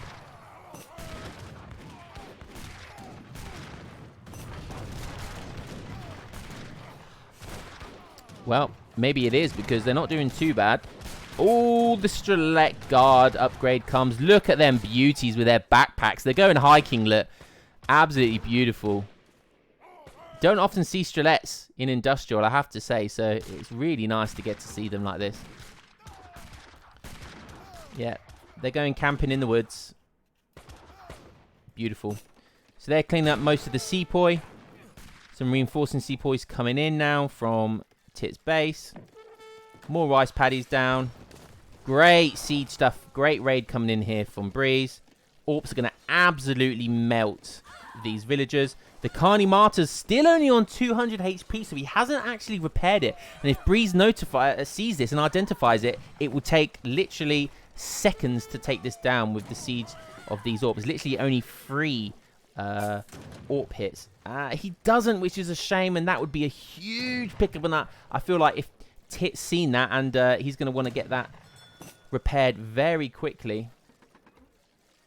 Okay, the big Tartar boys are coming in now. Look at these units. Look, they just look beautiful together, don't they? Absolutely beautiful.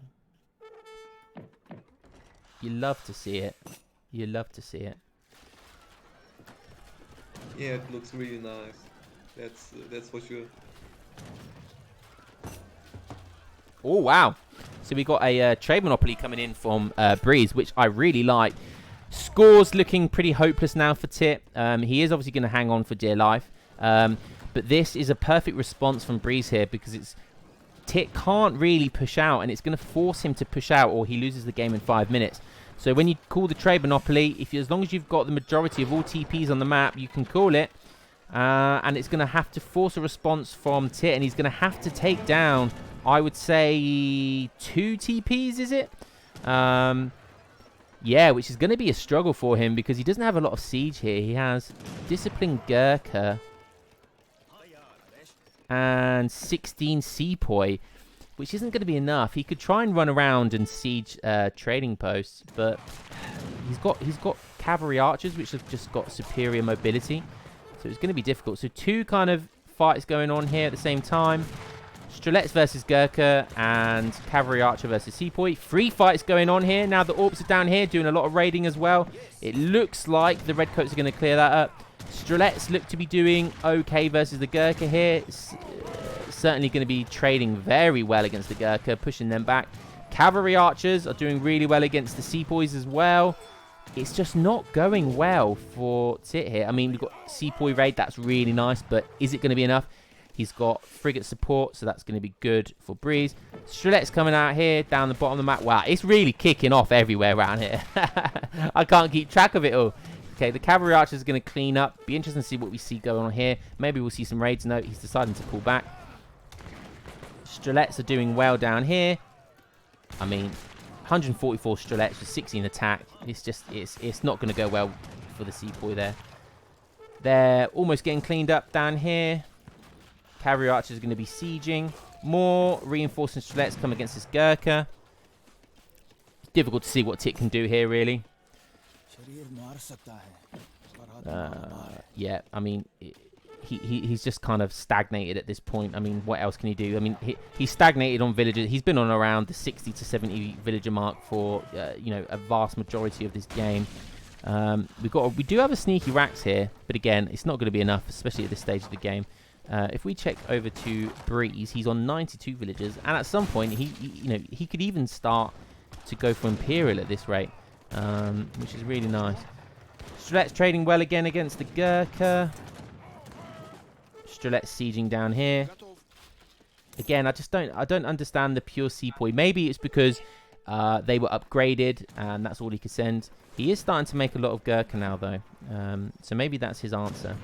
More walls coming up from Tit. I mean, is walls what you want here? I mean, you've got to do something against these TPs or you're going to lose the game, Tit. Another TC going down there. Is that what you want to be doing? Is that where you want to be spending your resources? I'm not too sure. It does look like Revnak's going to go up to Imperial, which is going to be really nice. It would be great to see if we could actually get an Imperial game here, but I can't see it lasting that long. Tit really needs to get some Siege Ellies out, or it's going to be GG. I mean, like, this TP could go down in a matter of seconds to a Sepoy raid, and maybe you could get some Siege Ellies to come down here at this side of the map and siege this down, but it's easy for me to say this. He doesn't have access to all what we have access to, so it'd be interesting to see how he plays this. He's clearly going for some just Gurkha mass here and just wants to try and get the supremacy on the kind of main battle, and maybe then he'll mix in some siege. But, I mean, he's got 1 minute, just over 1.5 minutes left. Is it really time for that? And these Sepoys are going for this settler raid round here, but to be honest with you, I'd be saving these up and going for the siege. Otherwise, you're going to lose the game. You're going to lose the game, son. You need to start sieging the TPs. Maybe Tit doesn't actually... Maybe he doesn't even realise. Maybe he doesn't even realise. It feels like it feels like he doesn't realise. And it's always the way when a trade monopoly starts. You don't realise that there's a trade monopoly, and then it's not until you've got 40 seconds left you go, oh crap, there's a trade monopoly. Where did that happen? And then all of a sudden you rush around trying to find petards and stuff, and before you know it, you lost the game. So maybe Tit's going to have a realisation. Maybe that realisation is now because he's pushing out with the Gurkha, which is very risky. Pure Gurkha. No anti-cav. Strelets are coming down. Cavalry archers are here. Looks like we're going to see a good old-fashioned standoff. Well, if he didn't know, he certainly knows now. And yeah, this Gurkha mass just can't do anything against these Strelets. Yeah.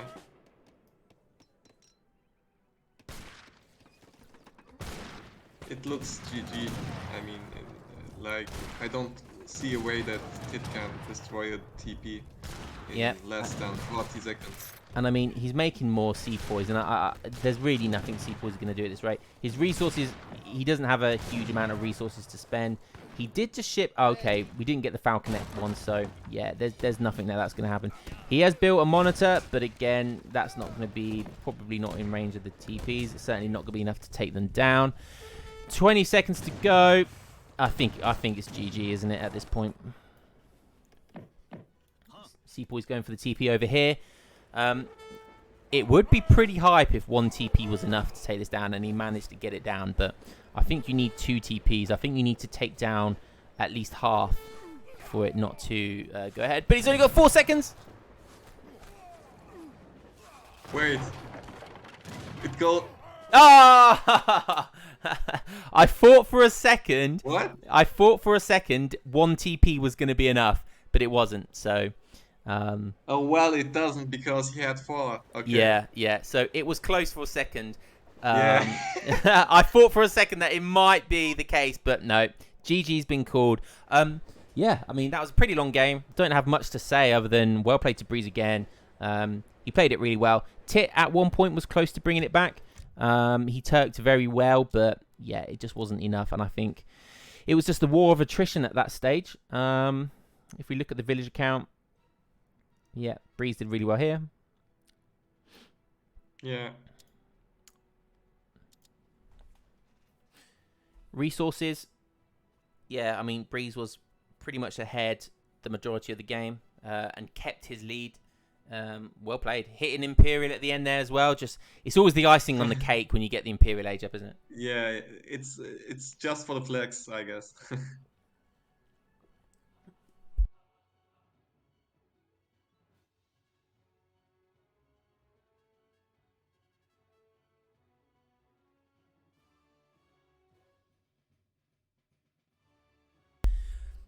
Sorry about that. And well, it was a nice game, and it was a close game. Like, not that close, but Tit had his chances to return the game or to reverse the game state. So it was interesting to watch. It was interesting. I do apologize. I was just coughing up my guts then. Definitely No swallowed some problem. water No down the problem. wrong hole. Yeah, take your time. Take your time. Don't worry. You talked like 30 minutes. Well, so Well, talking's not the issue. it's. It's you would have thought I would have learned how to drink by now, but obviously not. Right. We can update the score. Yes. Good idea. Meanwhile. Good plan. So that was a crazy game, man. That was a really fun game to watch. Yeah. It could have gone either way at one point. So let's do the label description. So it's now 2-2, right? Yes, 2-2. Wow, it's going right down to the wire.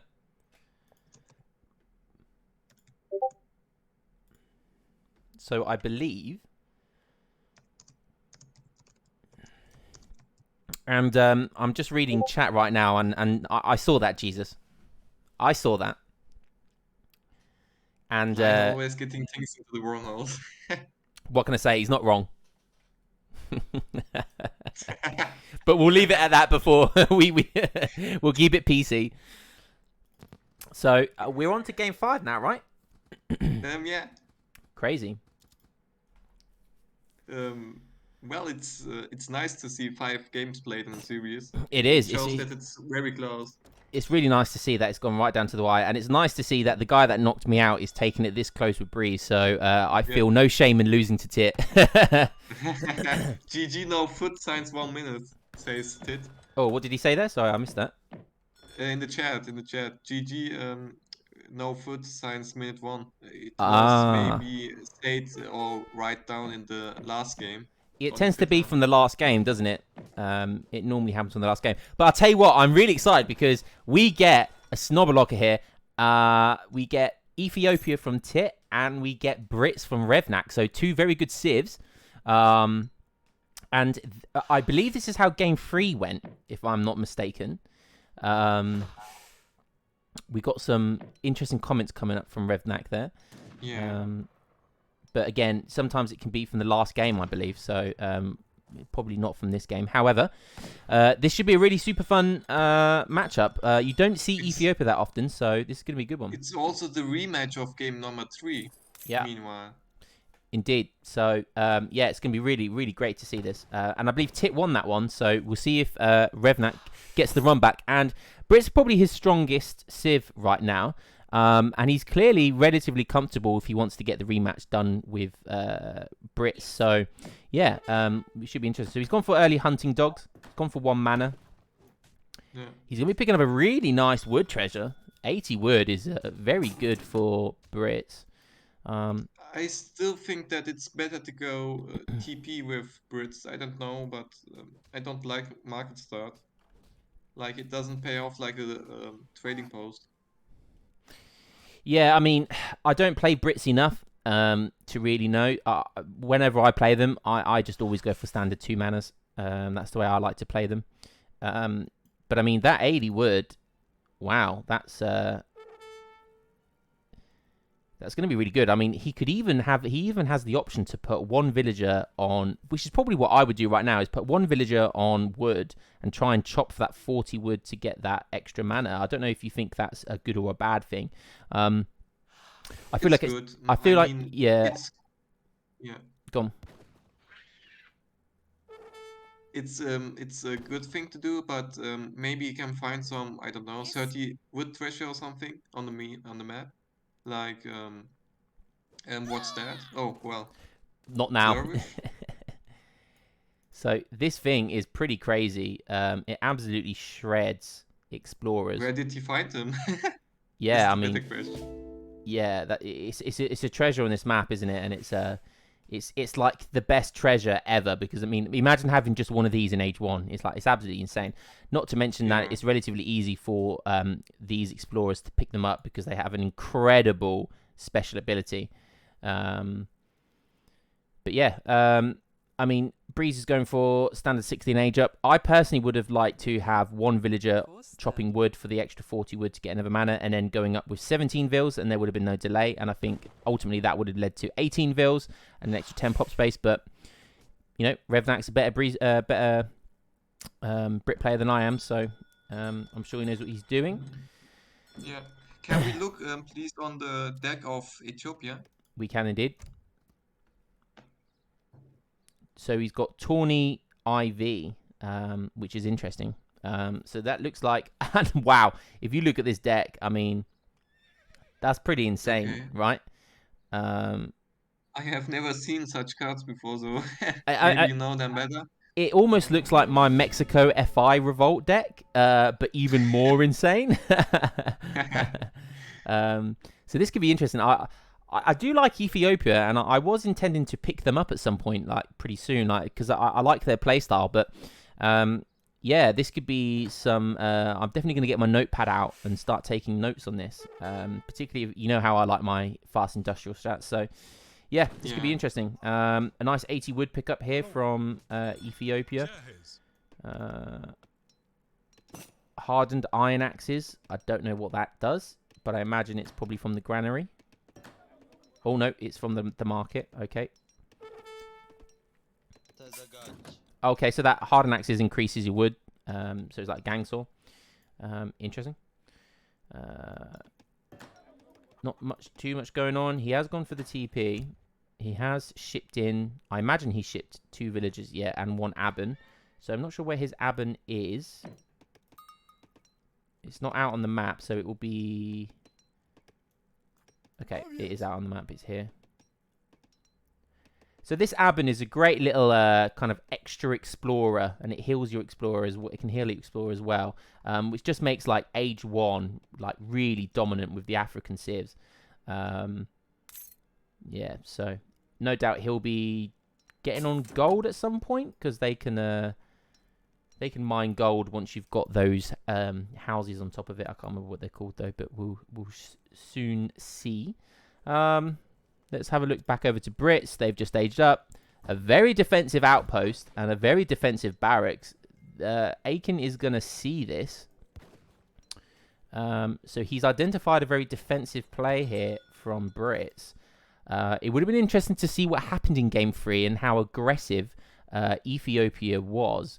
Because maybe he played an aggressive style and that somewhat scared Revnak into playing very defensive here. Steel traps coming in. He's making sure he gets great coats very early. So yeah, so he's definitely seems to be worried about some Age 2 play going on here. Tit still hasn't aged up yet. There we go. Speak of the devil. Interesting to see what his first card is going to be in Age 2. Mountain Monastery. That was the thing I was trying to think of earlier. Camp Builder. No doubt that's going to be used as an outpost. And maybe this is what Breeze was worried about. Maybe this is what Breeze is scared of. This, yeah. So we're gonna get a watchtower, gonna get the outpost, and as we all know, Africa is able to build units. I think they're able to get like desert warriors, desert archers, and different special units as well, depending on their age. I guess. Yeah. So I do like the name of Breeze's very standard, sexy hair, and let's be honest, I can't blame him, can you? Very nice. Moving on. Let's not get distracted, I guess. It would be easy too, I have to say. So Breeze is starting out Musks, going to be sieging down this TP. He does have nice giraffes, which, although they micro horribly, they do have 600 food each, which is good because it means you can camp there longer. Another 3 musketeers coming out. For Aykin is going for Desert Raiders. Interesting.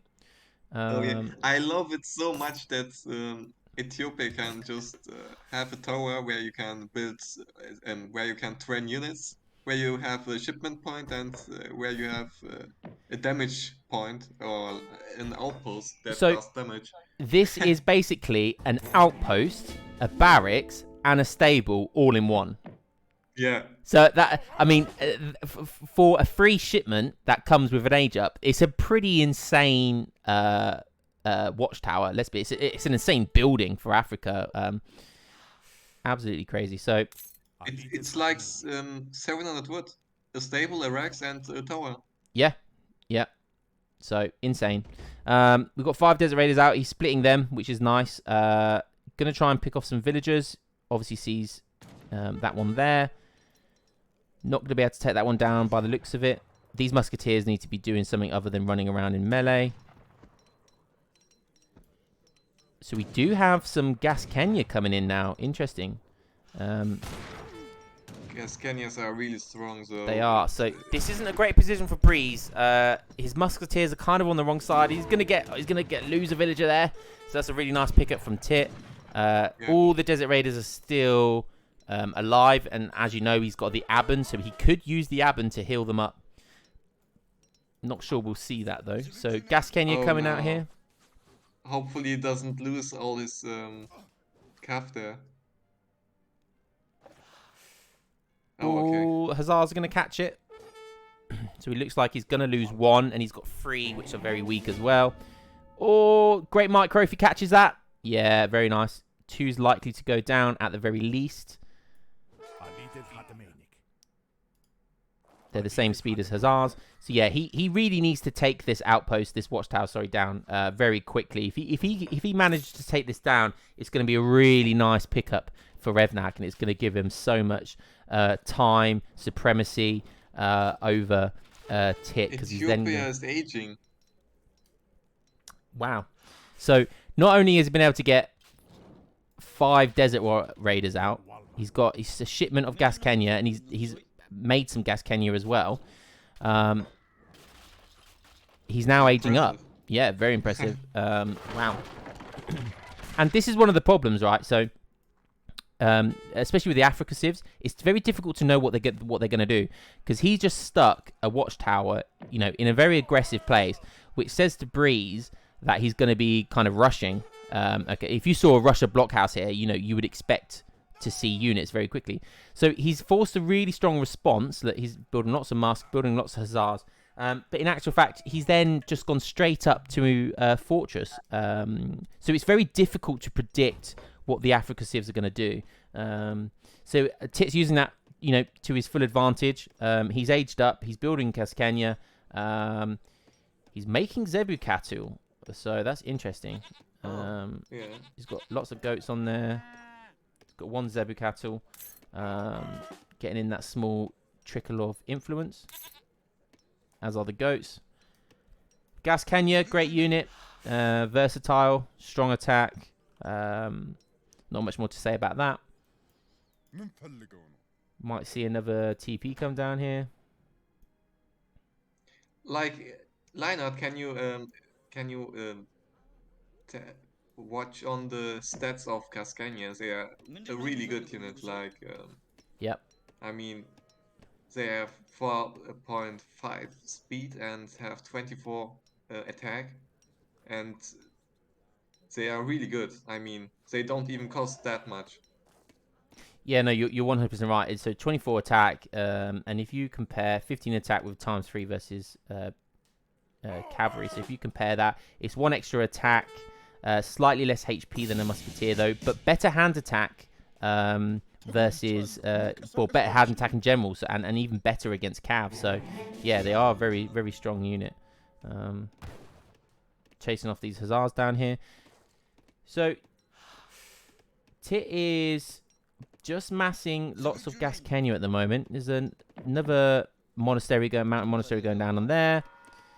He's aged up with a church, which gives you XP, I believe, and it does. So he's aged up wanting XP. That church is going to give a trickle of XP as well, so that's really nice. Not too much else going on at the moment. No TPs being built. Do you know how you get the mortar as Ethiopia? Is it a shipment? It's a shipment. So you get the big boy Sebastopol from that shipment. You also get 2 in industrial. And they are still very good. They did get nerfed, didn't they? So they do no damage versus artillery. But if your opponent doesn't have any artillery, they're an extremely oppressive unit. They destroy buildings. They absolutely obliterate military. Yeah, and when they're protected by Gascania, it's a very strong comp. And you can just heal them up while fighting with add-ons. So yeah.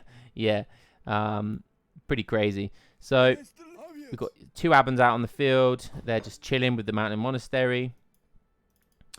5 Hussars going out for a raid. That's nice. So here it comes. This looks like the timing then that he wants. So, wow, just 35 Gascania. And they're upped now. So they're elite Gascania. So 30 ranged attack and 168 HP.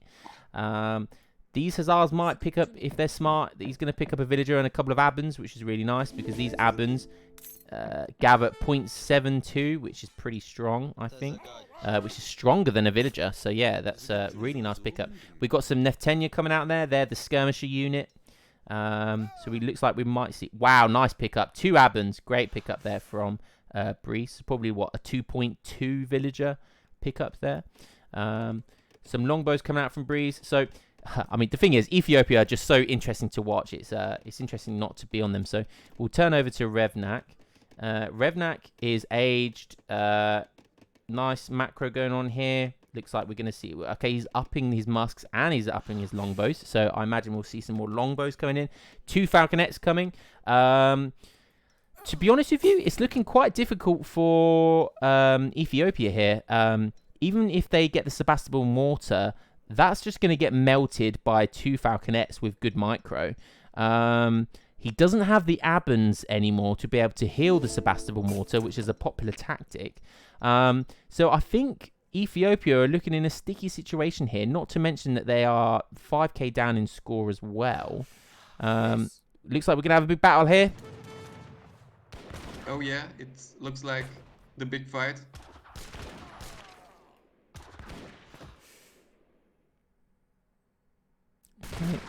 Yeah, I think Ethiopia's identified that he can't take that at the moment, so he's just going to back up. I think he's going to want to mass more Neftenia. Hussars are still raiding. That's going to be causing a lot of issues. He did lose all his desert raiders as well, so he can't counter raid. He's going to struggle to pick up these 2 falconets, and he's diving in. He doesn't want to be doing this. Oh, that's a great falconet shot from there. He's going to take down a few Neftenia and a couple of Gascanias there. We do have Senna Horseman coming in, though. This could be the deal breaker, and I guess that's his answer to falconets. He's going in for it now. The Gascania are going to dive in. You need to attack the falconets with the Gascania, though. No, you're a Z move in. Oh, no. Oh, no. This is... the 2 falconets are still up. The Senna Horsemen are going to go in and do what the Gascania couldn't, and they're going to take down the falconets. That's really nice, but he just doesn't have anything to back it up. Oh, no, this is not what you want to see. I think Tit had a moment there. He just lost his concentration, and it looked like he was attack moving rather than focused down firing the falconets, and they got off way more shots than they should have done. The Hussars are coming in now, which have also been upped. They've got veteran status. All the Senna Horsemen are dwindling down. It's not looking good. Went so much better for Tit. It's sad, really. It could have done. The Senna Horsemen are going down. These are such an OP unit. They're basically Mamelukes. Look at that. 1,100 HP with 32 hand attack. An absolute crazy unit. But even they couldn't stand up to the British might of the Redcoats. More Gascania are going to get popped. They're just going to die instantly by the looks of it. Yeah, more Hussars coming in. Musketeers have been upped. Yeah, it looks like we might get the good game. GG being called any second now. Yeah. I can't see if Ethiopia have got anything coming in. We didn't even get to see the Sebastopol mortar, which is a massive shame. Unless he ships it now and he's got something big coming, but it doesn't look like he has. He's got 1k gold and he's not able to use anything with it. What a shame. Villagers are dying. Gascania popping out, but they're just going to die. They're not even going to bother to attack. They know their fate. And there is the GG. Well played to Revnak. Wow, kept it really, really tight. What crazy games. Wow. Wow. Yeah, it was really crazy to watch this series, and the last game was really a nice experience to watch. So yeah, congrats to Revnak to advancing into the semifinals, and well played to Tit. He he had a really good tournament so far, and yeah, Yeah. GG, well played to Revnak. Let's see what he can do moving forward. I don't know who he's going to be playing next, if that's been concluded yet. But yeah, I mean, this is a prime example of you just can't let Brits. You can't leave Brits to their own devices, because if you look at 51 villagers, Ethiopia down on 22. I mean, it was up to about 30 odd until he just lost loads. But yeah, pretty crazy. He just gave Brits so much time to boom, so much time to mass, and you just saw the classic musketeer, falconet, longbow, hussar build, and the redcoats prevail, rule Britannia. What could Ethiopia do here? We know he messed up his fight. I feel like, along with the Senna Horseman, he needed the Sebastopol Mortar. I think if he had the Sebastopol Mortar and he had, a minute extra time to be able to get that in, do you think that could have changed the game? um, not particularly, but I would say that losing the watchtower that early made it easier for Revnak to get the advantage and get some map. And I mean, the fight must go better for Ethiopia. If you lose the first fight like that, it's pretty much GG. So I guess it was really decided in the fight. Yeah. If we look at military unit population, I mean, like Yeah. it just doesn't get much worse for you than that, does it? I mean, he lost that first big dip. He got 0 units off of Revnak. He clearly messed up his micro against the Falconets, which is a huge shame, because if he, I don't know if there was enough Gas Kenya to one hit the Falconets. There probably was. So if he could one hit each Falconet, it could have gone very differently. And it might have been, I don't think he would have won the fight, but he might have done enough damage to be able to buy himself more time. It's a shame that it didn't go like that, and he messed up his micro. But this is tournament play. There's still a few bugs in the game. People can get nervous. These things happen in tournaments, and that's why they're hype. So yeah, Revnak, good luck to you in the rest of the tournament, mate. Yeah, and I can't watch. I can't look over the brackets because the bracket site is down somehow. I guess it got hacked or something.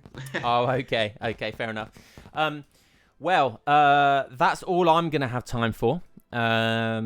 Yeah, also for me, so it's a good call now. Yeah, but I had a lot of fun with you, Robot. Thanks for co-casting with me. We had some admin troubles at the beginning, but we got there in the end, and it was a good laugh. And great games to cast as well. I mean, what better games are you going to get than Tit and Revnak? So, yeah.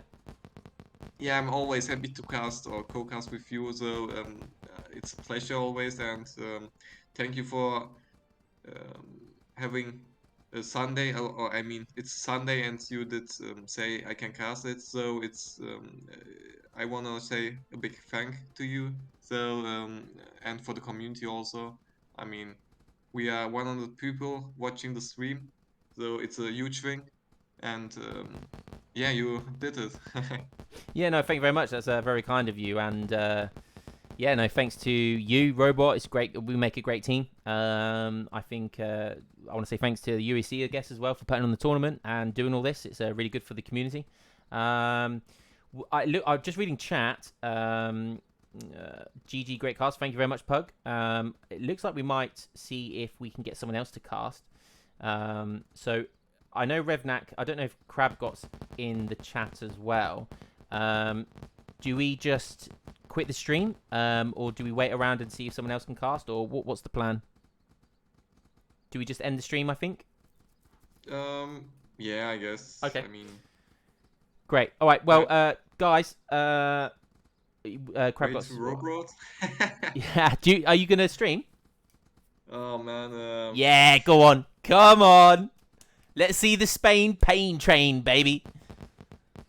Yeah, okay. Yeah, that's my boy. Giving into the peer pressure. I like it. I like it. Yeah, good. I'm gonna play some games. Oh, good man. Okay, so I'm gonna. Can I raid? Am I able to put in raid on here? I don't think I am because I'm not a mod. If Oh, Crab or Rev can or someone can raid Robot, that'd be really appreciative. yeah. I guess Elite Rifleman. Anyone could raid. Uh, okay.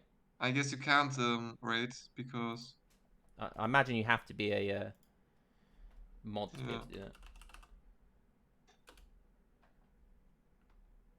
I just clicked the raid button, but I don't see anything happening, so I don't think I can.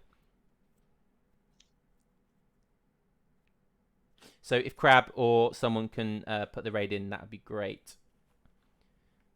Yeah, someone has to log in into the United Empires account. Oh, okay. Well, that's fine. We'll hang around. But yeah, no, thanks for everyone. That was a great tournament game. Great series. I hope you all have fun with the other ones. I know I had a lot of fun. I am going to now chill out with some steak and eggs, which I'm having for dinner tonight. So I'm going to enjoy Oh, that, nice. and I'm going to have that probably and watch Robot stream. So I'm going to gorge myself in that. So that should be good. And I Yeah, hope. it's yeah, I'm gonna cast some games then. I mean play some games. That's for me a better thing than casting sometimes because casting isn't really my favor, but playing is. So it makes Oh yeah, also no, I mean, more fun for me. yeah, casting is it does take a lot of effort, doesn't it? It is a lot harder than Yeah, playing. But I yeah. mean, I can't think of a better way of spending my Sunday evening than watching Robot play some top 10 Spain games. So as sad as that sounds, The top 10, Harrison would yeah. good of me. Good stuff. All right, guys. Thanks for. I think the raid's going in now, so we'll be going over any minute, Robot. So I'll chill with you there, and it looks like we might get some Puggo play. We might get some Pug casting some games, which is really good because Puggo is very hype. So I'm going to enjoy that as well at some point. So yeah, if you want to put that, I'm gonna quit now. So yeah, Rogod, I'll see you over there. Thanks for everyone for watching. Hope you enjoyed that, and I'll catch you later. Peace. Okay, thank you also, Lionheart, and see you. See ya.